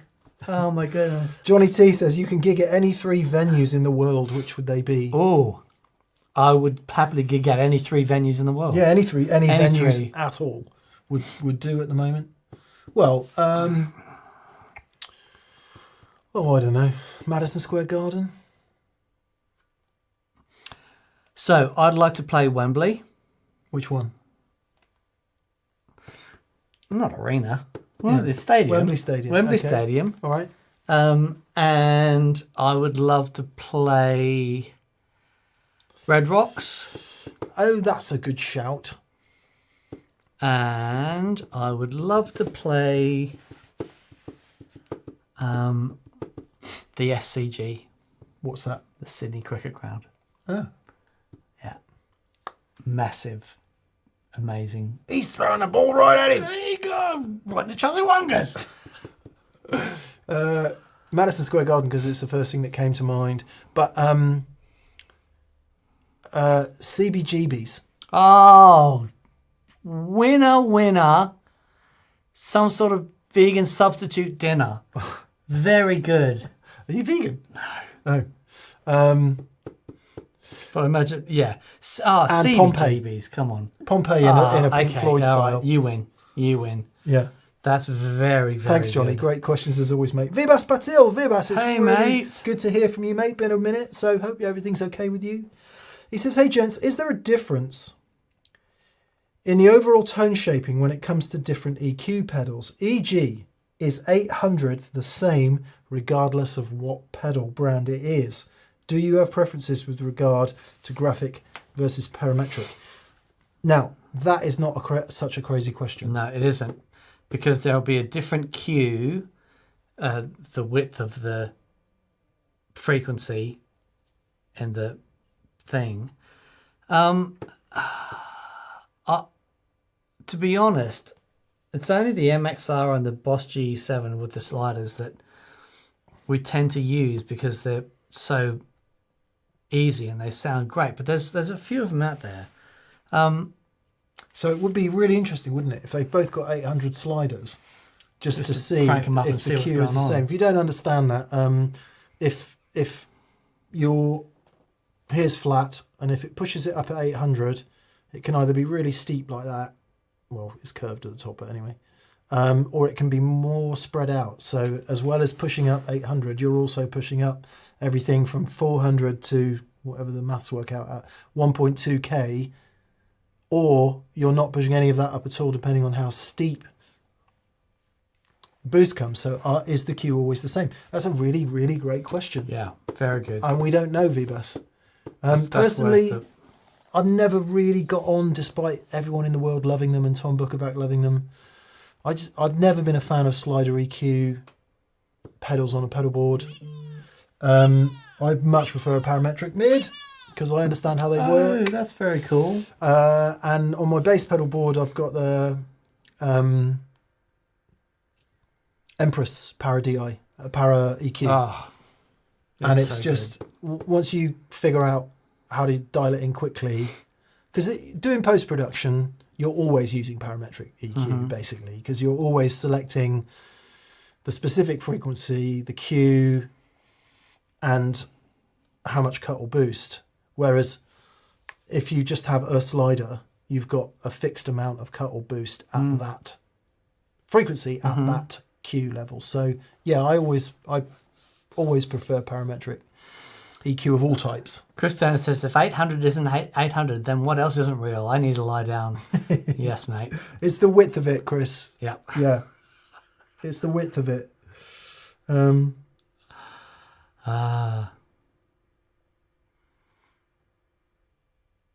Apparently Uncle Larry got really sick when he was at Abbey Road, and he's back home now in Nashville. Oh, Thanks, BB, for that information. We wish you well, Tom. yes, mate. Hope you're amazing. Probably never watched Please this, get better soon. but we wish you well, buddy. Yeah, so hopefully that answers the question, Vibas. Dan really likes the G7 Analog Man mod. Yeah, it's fabulous. It's fabulous. so quick, it sounds good, blah, blah, blah. We like the 10-band MXI, got a few more bands to deal with. Sounds good, easy to use. So, what we're saying, I wouldn't sweat it unless you want to go fully parametric, in which case the Empress Para EQ is superb. Yeah, Absolutely superb. I think everything they do is superb. Because you also get global low and high cut Oh, on top. Oh, that's very cool. and a boost. Okay. Yeah, it's really, really good. Yeah. Sammy Banawan. Hey, Sammy. He says, my local shop just got in a lefty 1976 Telecaster with humbuckers. I'm a lefty. It's a birth year guitar for me. Wow. I've never bought vintage and I don't know what to look for or their value. What do you think? Well, the good news is, Sammy, 76 wasn't a pillar year for Telecasters. So for Telecasters, you'd be looking broadcaster era 1950 through to late 60s maybe, but certainly 64, 65, and then falling value after that. Yeah. By the time we get to the mid-70s, quite a lot had changed. It'll be 3-bolt, mid-70s, would it? No, Telly's never went to the 3-bolt. Did they not? Well, the Deluxes and Customs did, but I don't think... The normal Tellys, Normal yes. Tellys did. Actually, yes. Did they? I don't they did. think so. I think you're right. The neck joint changed. So it's a slightly different shape. I don't know what year that was. They always retained the small headstock. The Yeah. Tellys did, yes. Yeah. And then the Deluxes, and that's right, went to the big shenanigans. Wasn't the reason they went to the 3-bolt net because of the micro tilt net in the Strat? And maybe that's why on Telly Deluxes they're on there, because it had the Strat headstock. Right. Is that right? This could all be bollocks, but No, it sounds you're logical. Right. Yes, and because also the Telly Deluxes have got the curved heel. There you go. Yeah, That's right. logical. So, which is not to say it's not a great guitar, and it's not to say there's anything, it could be a really fantastic guitar. They do often pick up a little bit of weight in the mid-70s there. If you want to know about values, just Google the guitar. Have a look what they're selling for on eBay. Have a look what they're selling for on Reverb. Have a look what they're selling for in various guitar shops around the world. That's a great thing about having the internet at your fingertips. And you'll get a range of prices that will reflect condition, whether the thing's been refinished, whether it's had any repairs. And for tip-top value in any vintage guitar, you're looking at something that hasn't been refinished, all original parts, original case, hasn't had any repairs, and is in good condition. And that will be tip-top price. Oh no, Jim Burson says he didn't get to Abbey Road. He sat in the hotel room the whole trip. Oh no. Oh, mate. Tom, bless you. Oh, mate. bless you, Tom. Hope you're feeling better, buddy.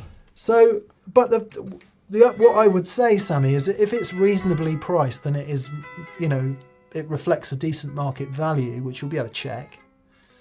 A 76 lefty, birth year, lefty, is not going to be the kind of thing you come across every day. So maybe It's meant to be. Look to the universe, and it's serendipitous. Yeah, Beautiful. it's the universe has handed you an opportunity that you should grasp with both hands. Yes. Sheridan's TV says check the sold listings. This is really important. Don't check the price that other guitars are on for. Check the price that other guitars have sold for. Yeah. And then DMK75 says check the pickups too, and that's a good thing. But pick it up and play it if you dig it. It's meant to be. It is meant to be. There's one on eBay now, 76 USA vintage telly for $3,000. Okay. Oh no, that's not left-handed. That's the other way around. Yeah, you're going to struggle to find. Oh, custom Fire Mist Gold 76, telly custom $10,000. Oh boy, oh boy. So there's obviously quite a lot of.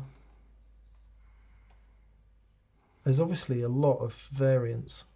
Anyway, I love looking at guitars on the internet. See what stuff's going for.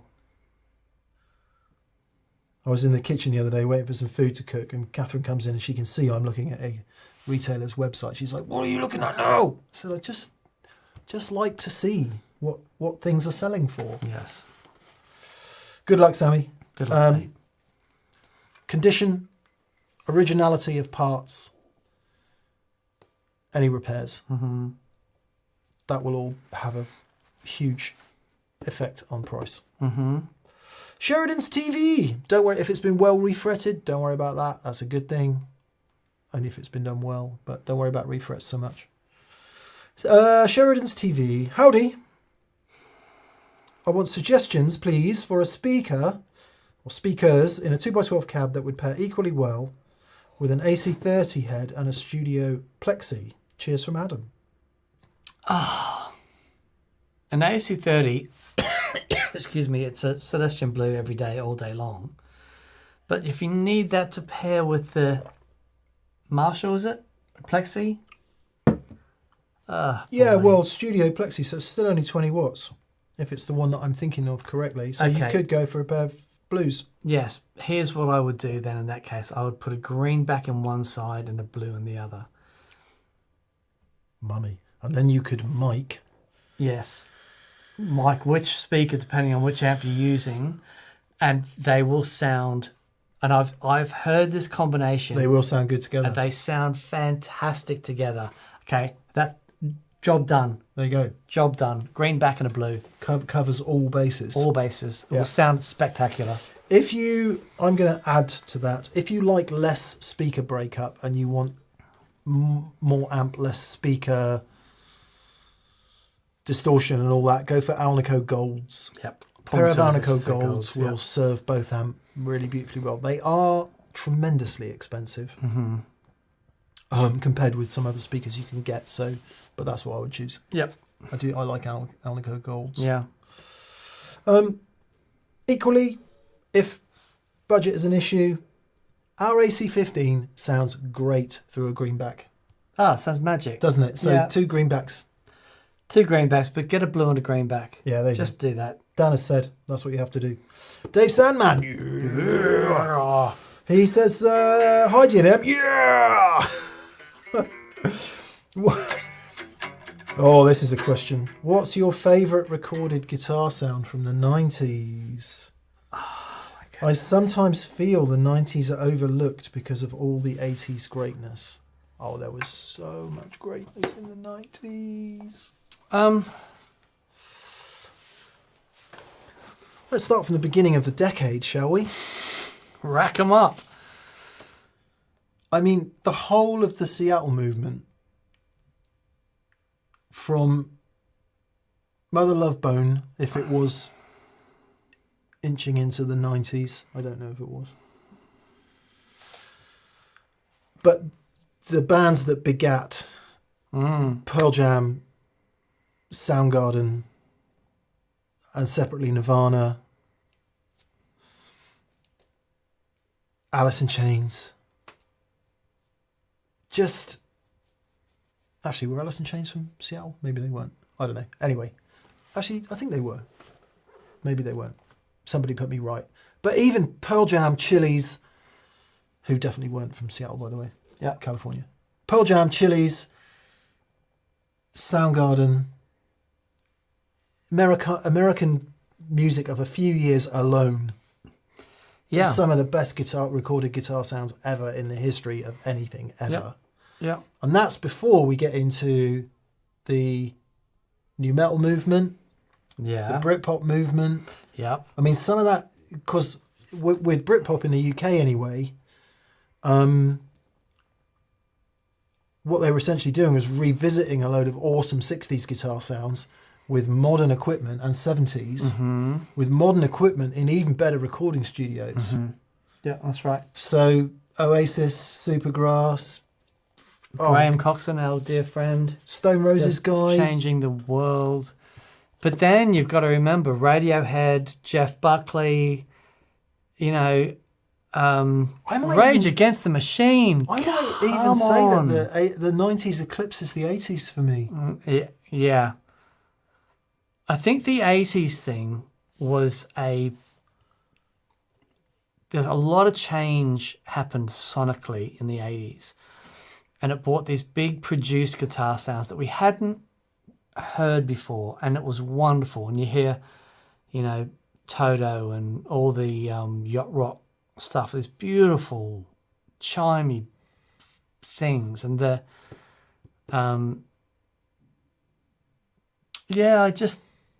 but I agree that the music that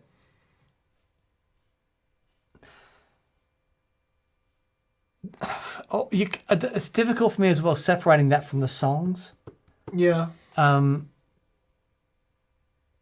Yeah. I was also 16 in 1990, which was, I reckon that there's a period in your teens when you really get into music where that is the best music you'll ever hear. Yeah. Because that was the time that you were ready for it and open to it and all of that. Lots of... Talk to Your Daughter. What year was that? John Freeman. 88? Yeah, there you go. That's just a guess, I don't know. Danielle Williams says, anything with a Mesa dual rectifier? Yes, of course. Because that appeared in 1991. Oh, Stone Roses. John Squire, Squire. That guitar sound. Green Day. Yeah. Oh, yeah, so much good. Gary Moore. Thank you, Evan Ward. when Still Got the Blues came along. Yes. Although I don't know what year that was. That might have been before.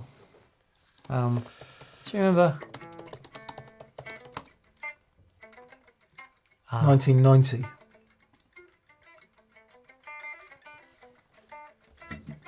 He did a Over the Hills and Far Away, whatever year that was. He was, oh man, my goodness. Guns N' Roses. 87. That changed everything. Yeah. That did change everything. Yeah. Well, we should collectively say thank you to Slash for essentially rebirthing rock guitar in 1987. But did you know that album was released the first time and it flopped? And it was re-released. Right. A new guy came into the record company and says, this album came out and it's brilliant. And no one got behind it. Let's push it again. Mm-hmm. Amazing. Yeah, well. It's such a good album. It was a reason... No. Tom Bookerbuck is well and recovering. Good. Thank you, BV, for the information. So that's good. That's good. Right. Okay. Yeah. So I'm gonna upvote. I'll go. I would say. Yeah, the 90s has it over the 80s for me. Too much overproduction in the 80s with all that digital rack gear. Yes, and as much as I loved the songs in the 80s, something happened in the 90s where, especially Radiohead and Jeff Buckley and Blur, and there's some massive albums for me in the 90s, but it was because the songs affected me so much, they're just married up with the perfect guitar sound to say what they were going to say. Yeah. You know, what year is those Scottish guys, what are they called? Big Country? No. Delamitri? 90s? Yeah. And he had some unbelievable guitar sounds. Yeah, listen to Some Other Suckers Parade. That's my favourite record of theirs. But anyway, I want to say that was 90s, but it might not be. Right. Glenn Hoover says, I might get some hate. I don't care. Keith Scott's tone on everything I do is pure gold. Keith Scott's tone, full stop, is pure gold. Yeah. Guitar player with Bryan Adams has been forever. He is... I still listen to Reckless all the time. Yeah. That is the 80s, to be fair. And boy, does it sound like it.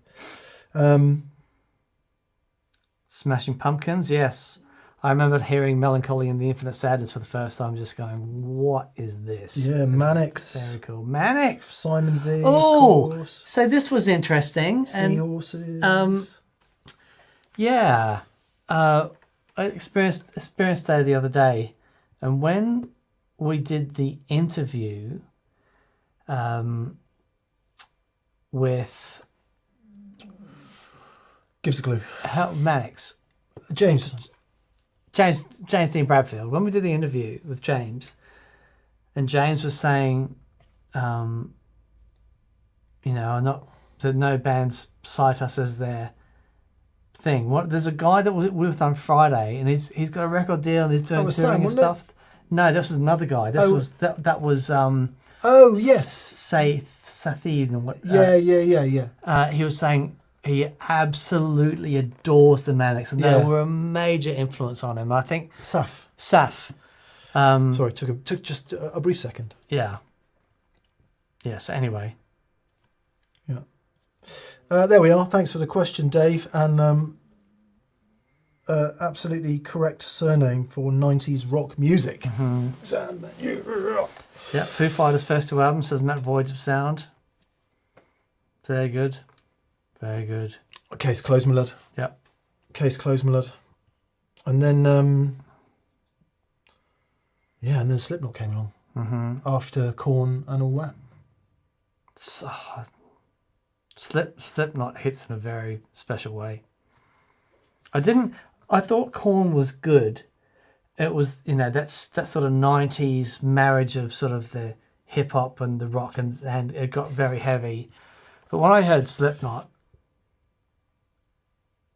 it was weird because I got put off so much by the imagery of it, but then I heard it and it was like, this is like musically, it's an astonishing thing. They really, really know their stuff.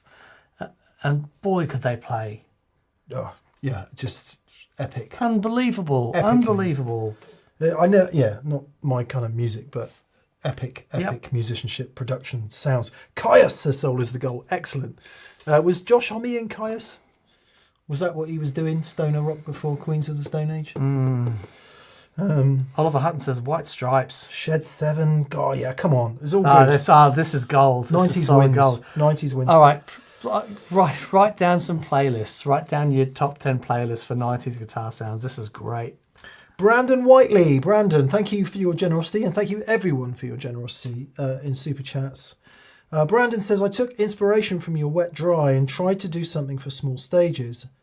Analog Dumblifier, DI with an ABY box and a bass breaker mic'd. It's been killer for cleans and leads. No latency because it's all analog. Yeah, baby. I'd love to see what you could do with the idea to take it further.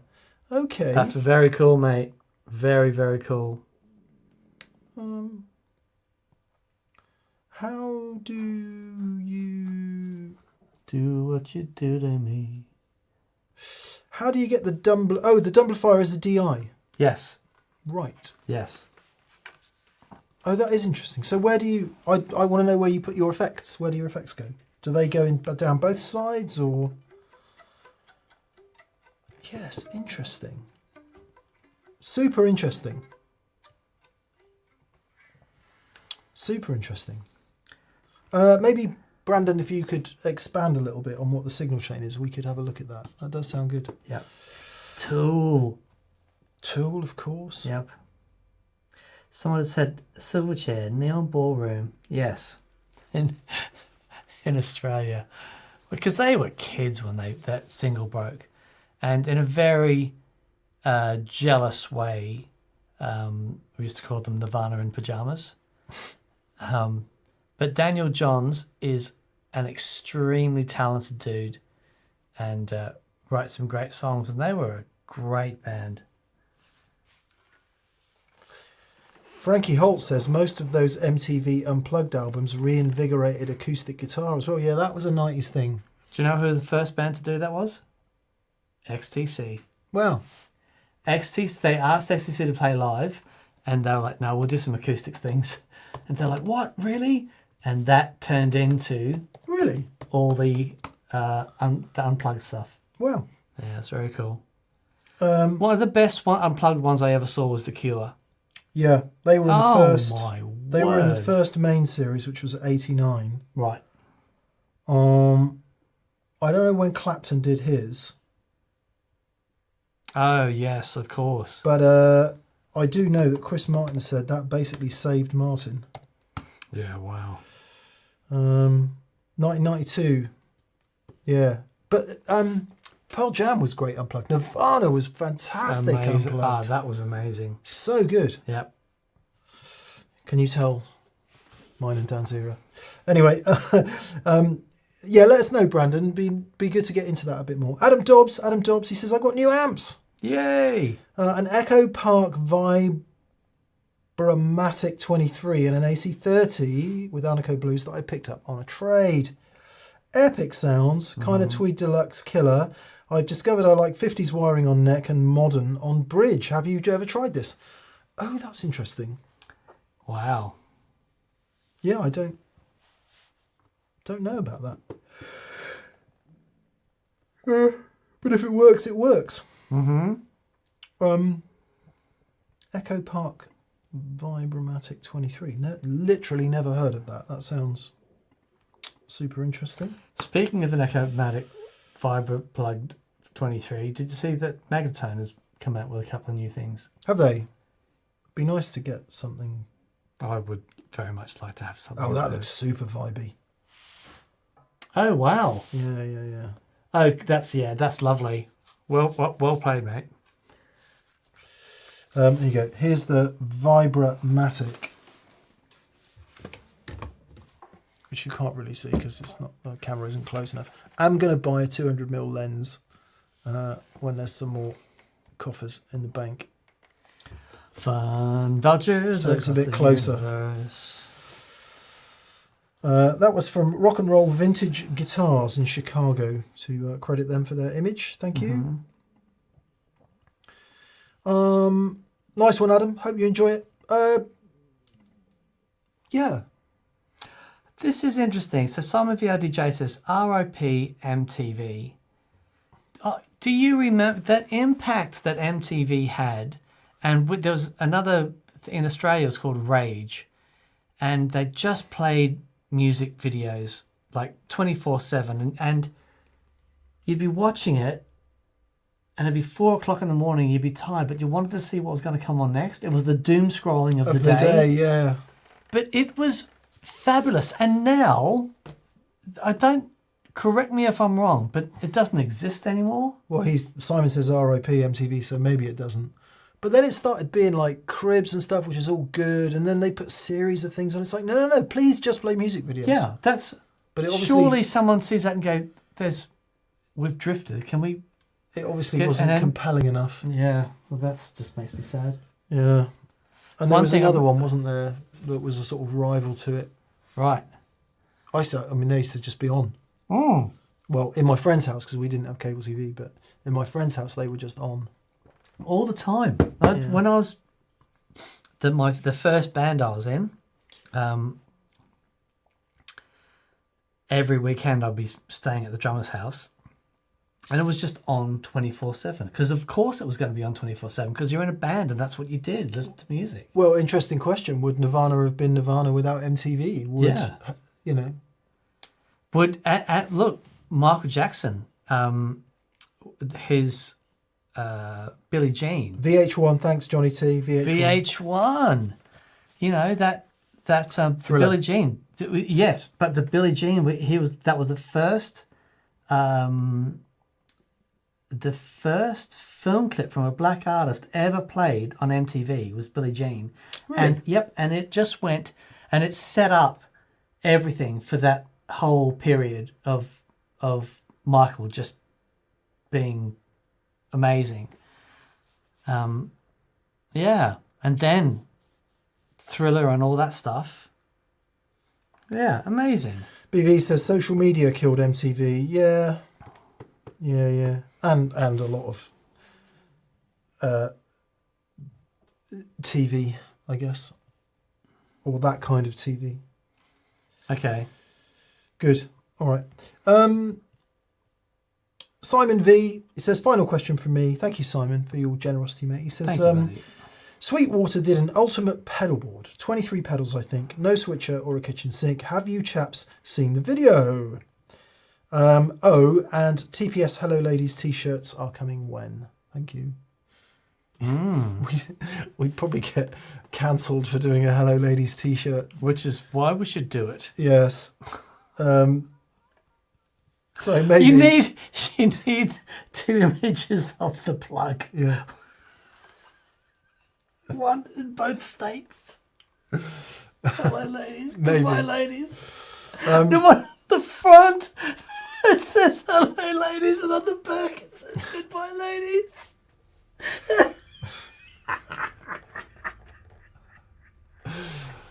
The Daniel Steinhardt signature edition Hello Ladies t-shirt.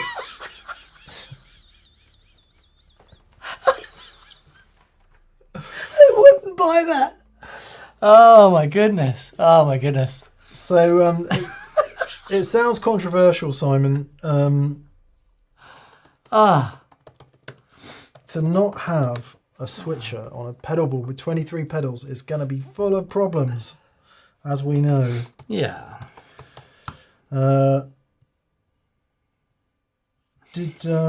Elias Bloom says, what's wrong with being sexy? How are you, Eli? Good to hear from you, buddy.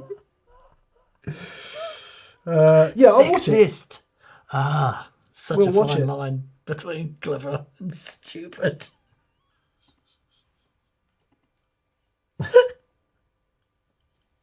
Sorry. Sweetwater also hold the record, I think, for the world's largest pedal board. Gauntlet has been thrown down. 34 individual pedal boards. Whether they're still... We could do that on a Tuesday. We could... Oh, come on. That would be great. Thank you, Simon. Thank you. Peter Fox. Hello, Peter. Peter says, how can you tell which part of the sound comes from the pickups and which part comes from the guitar itself, like the wood and the construction and all the other stuff? That's a great question, Peter. I'm sure there's a scientific way to do it, because you would isolate, remove and whatever. But I think what we would say is that all sound is the sum of the parts. So everything contributes in a small way in different contexts.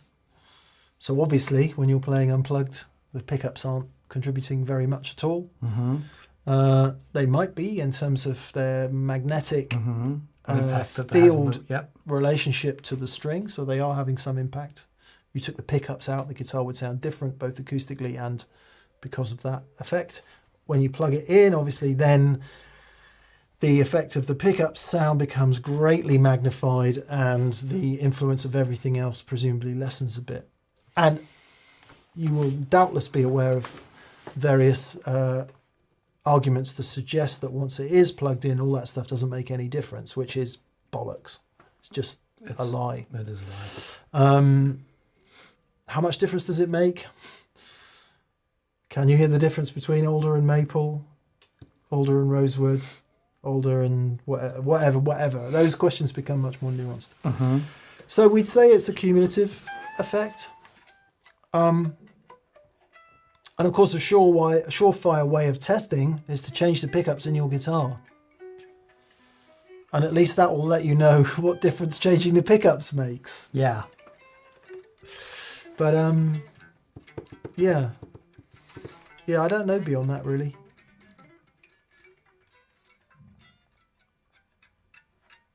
Because you can't hear it if it doesn't have any pickups in it, That's right. if it's plugged in.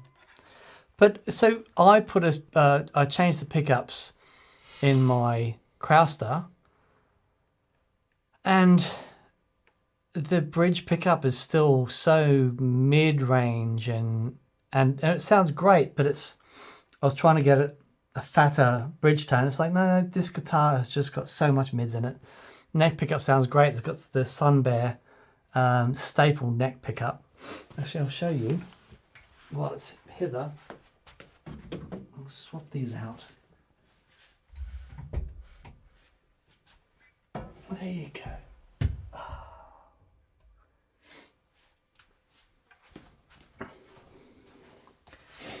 So yeah, swapped out the pickups on this, and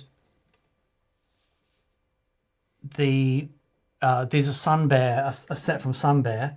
The neck pickup is a staple pickup, and similar to the early Gibsons, Les Pauls, and the bridge pickup was wound to match that, but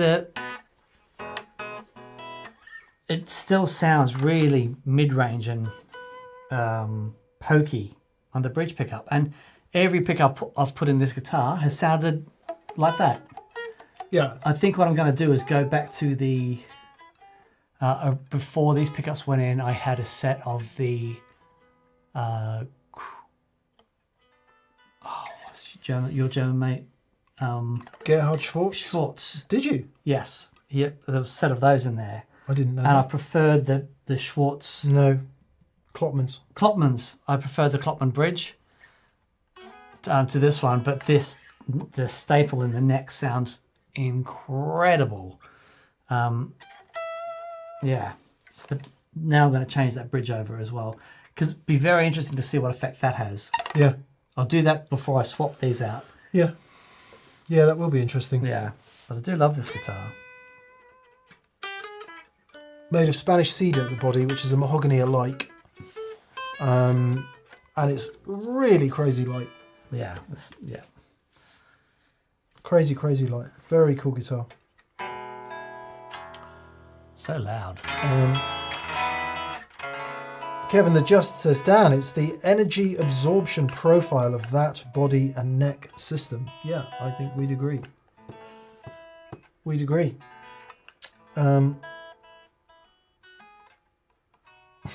Soul is the Goal says, Dan, not being able to remember names, but being able to explain what's going on inside pedals is never not endearing. Yeah, there's a gate on Dan's instant recall, and it's exacerbated by having to remember. So having to remember shuts the gate. It's really interesting. There's got to be a psychological term for it. Yeah. I'm sure there is. Yeah. It must. If any psychologists on, let us know what that is. Something to do with instant recall.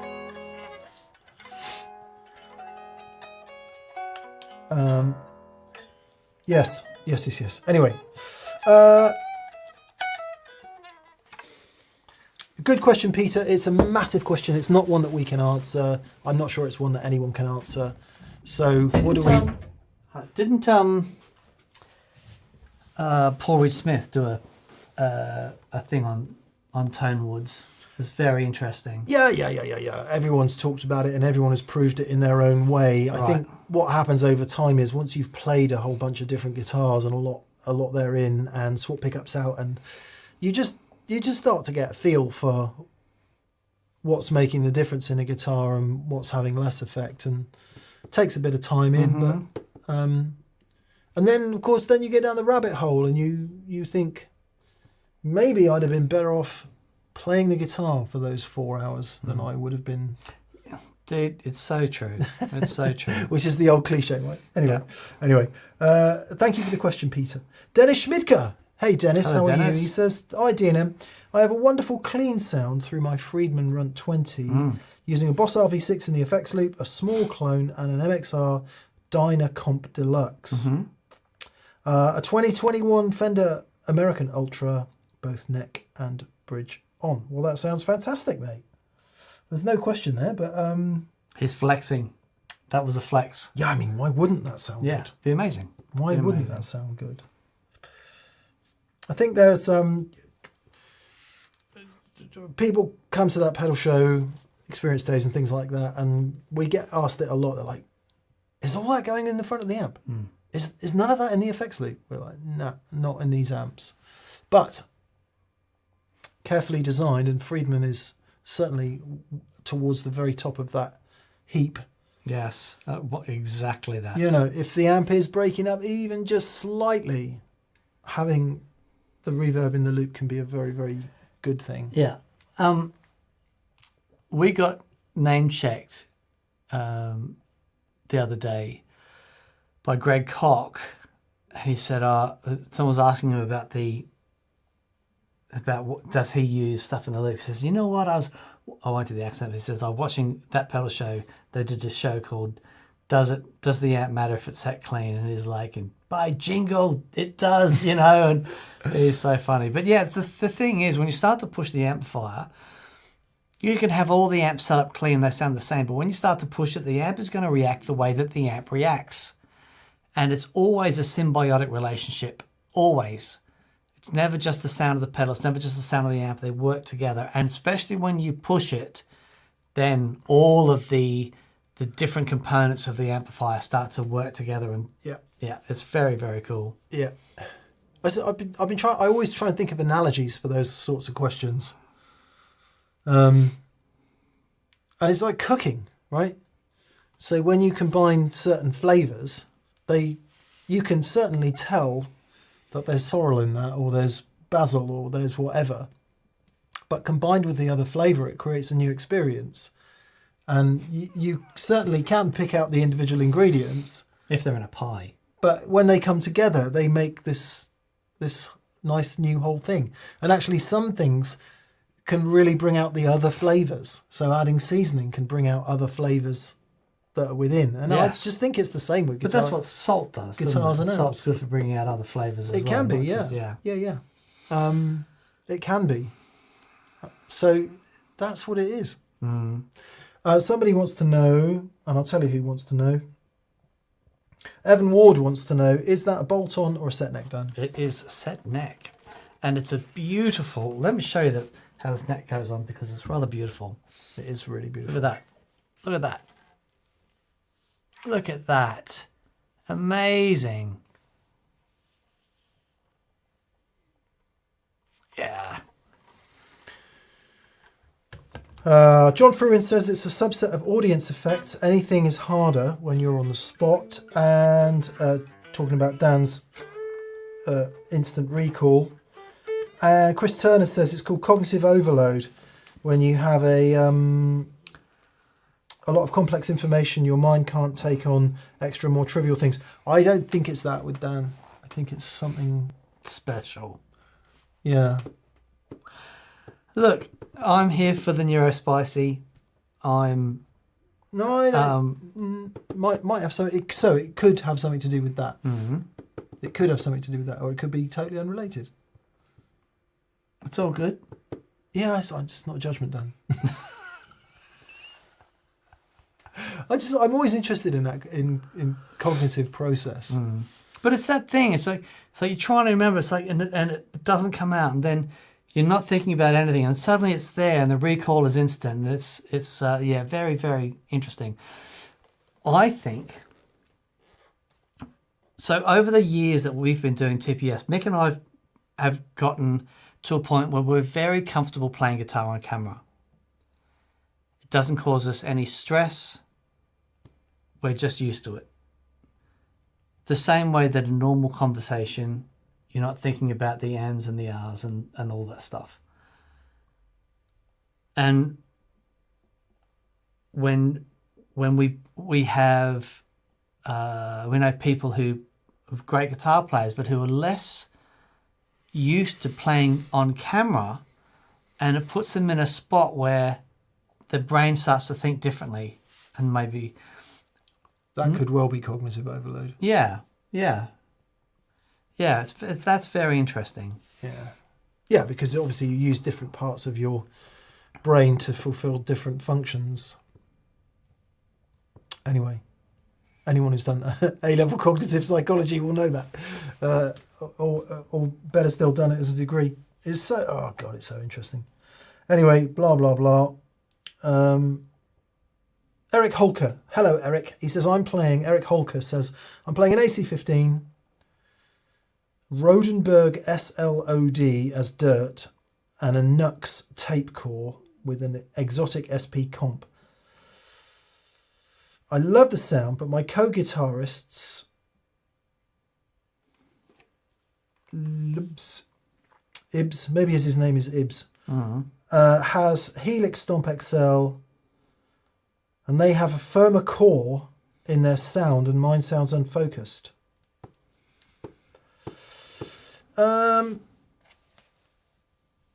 Yeah, I'm going to say that's the AC-15. Yeah. It's not a solid, strong sound. No, it's not a tight bottom end thing, but it's a beautiful, especially big chords and stuff like that. Slow through the mids. Yeah, just. A lot of overdrive in the treble. Yeah.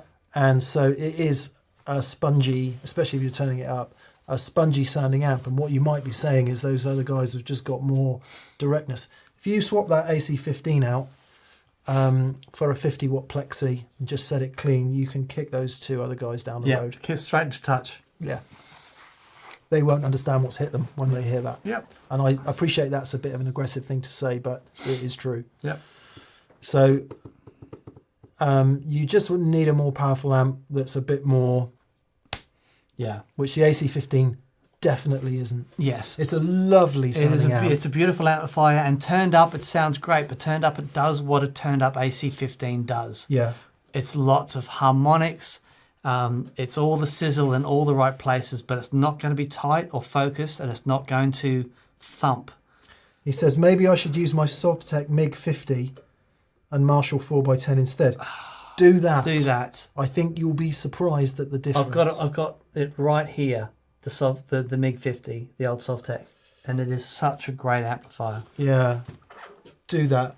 But, also check all the basic stuff, like you haven't got your EQ set radically, and, just make sure the core sound is what we could do? Thick and fat and full. And we could, let's get a pedal that's that nice clean sound, like a clean boost, and a really lovely overdrive, and we'll get all the amps. We'll do a winner stays on.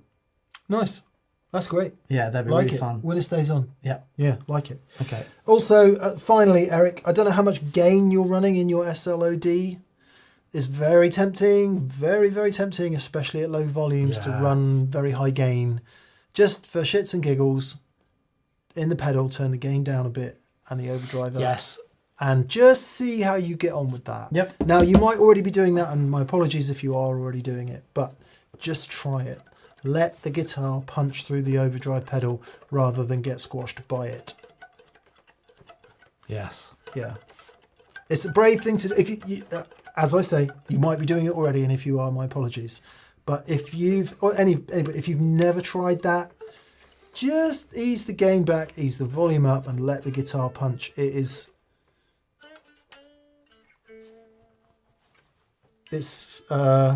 scary. Sound people moan at you more. Let them moan. Let And them moan, baby. whoever's in the beam of your speaker will love you. Yep. Wyatt Knox, penultimate super chat tonight. Wyatt Knox, he says, you've inspired me to try hollow body, but I've had a few ES stroke casino sized guitars and they just felt too big. Yeah, we talked about that earlier. Any thoughts on the PRS hollow bodies and any other options come to mind? Okay, that takes us right back to the top of the show, Wyatt, where the question came in about ES335 or thin line telly. Would be very interesting to include a modern PRS. Yes. Because PRS hollow bodies come in very different types as well. Some of them are almost fully hollow, I want to say. The early ones. I have been chatting recently to an amazing guitar player called Josh Meader, who's coming on the show at the end of the month. And he uses a semi-hollow, and I think it is a Kiesel. Yeah. But yeah, I mean, you might not be able to see that, but let's see if I can. He uses something like this. Oh, it looks like a little Yamaha MSG. It's a very groovy thing. Yeah. And then it's got a rosewood one version as well. But yeah, there's a few of them out there. Pepe Stay says apparently we've pushed the Ibanez Metal Screamer prices up to over $500. Oh, that was not the plan, guys. I'm very sorry. If anyone's paying that for it, you want your marbles, really. So, Wyatt, what we're going to do is do a show on that. But, okay, so if you find ESs and Casinos big, it's a 16-inch across the lower bout, across this dimension here, 16 inches. ES339, you might want to check out. The Gibson, which is much smaller. I don't know what it actually is. Maybe, I don't know what it is, 14, 13. So it's a scaled down ES335. The other thing to say, big difference between ES335s, 45s, 55s, those three. Difference between those and a Casino is the Casino is completely hollow. Yeah. Whereas the ES335, 345, and 355 all have a solid centre section which goes just wider than the pickups all the way down to the bottom of the guitar. That makes a significant difference. And of course that's true for the Thinline Telecaster as well, which is really a solid guitar with a chamber hollowed out of it. And it's only a chamber here, right? Because this is still solid down here. I think so. Right. I think so. I don't know. So there's hollow, and there's semi-hollow, and there's chambered. But yeah, Gibson CS339 would be a very smart place to start. And PRS, as you say, some of those early hollow bodies, if you've got a bit of cash, my goodness me, what fantastic guitars they were. Yeah. Yeah. And they did a thick body one as well, if you want like a Yes. a jazzy one. Yeah. Jazzy. I want to say, presumably Ibanez have done smaller body semi-acoustic Oh, guitars. good George What about Benson. the George Benson? Yeah, man, that's a great guitar. Which and it's means a guitar. Yamaha must have done, Washburn certainly Yeah, will have done. yeah. So there's a lot out there. But George Benson actually plays those guitars because they sound great. He's been playing them forever. They're really good guitars. so I want to say 339 is your first 339. port of call. Yeah, 100%. Yeah, It's they even very did cool. a Les Paul semi-hollow. And Anyway, if you're feeling spendy, go and check out the Collings. yes, 15 inches across the lower bout instead of 16 Yeah. partly for the reason you mentioned.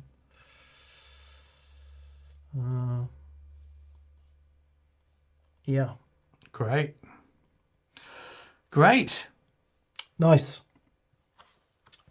And finally, Paul Matulovic. Paul, how are you, buddy? Last in with the super chats today. He says, evening, lads. To tag on to the inquiry about Solid Gold FX, I've acquired an Aorus, which has independently controlled oscillators.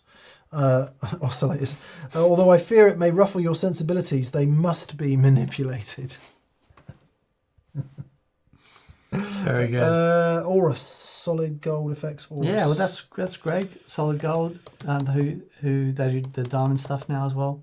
Yeah. And I've known Greg for, oh wow, Optical vibraphase. over 20 years. That looks really good. Yeah. Super talented. Oh, I see. builder. And you get an offset between the two oscillators. Yeah.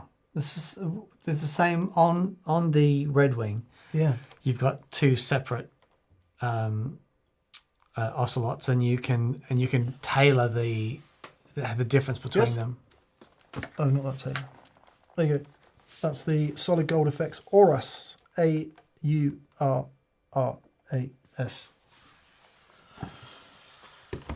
Nice. Beautiful. Well, I hope you enjoy that, buddy. Okay. That shall be the end of VCQ Yes. tonight, and the end of VCQ tonight, that shall be.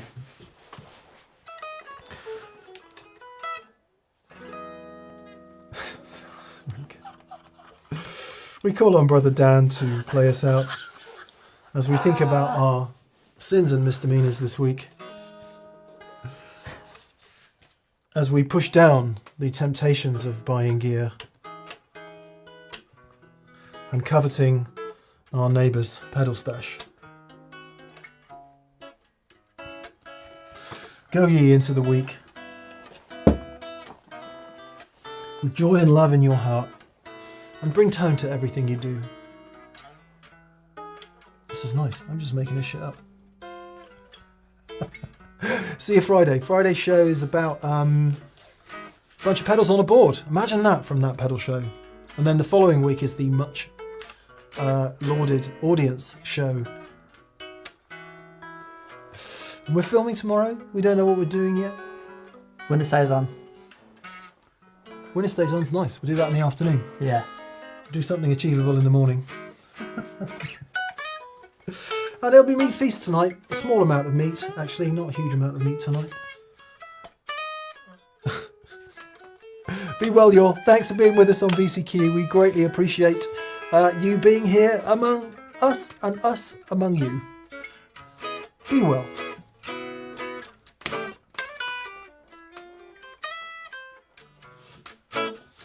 You know what we should do? It's kind of a thoughtful shot in on the on that guitar, and I'll do a lovely focus pull. How do you Okay. feel about that? I'm down with that. Don't switch it yet. Nice. So, you can switch to it now, Dan.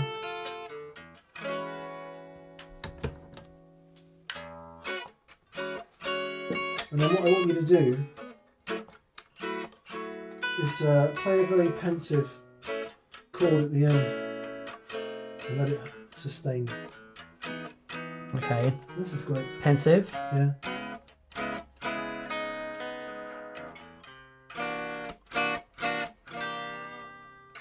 You have to let it fade. You have to let it fade. Hang on. It's not a manual focus, is it? Okay. And again.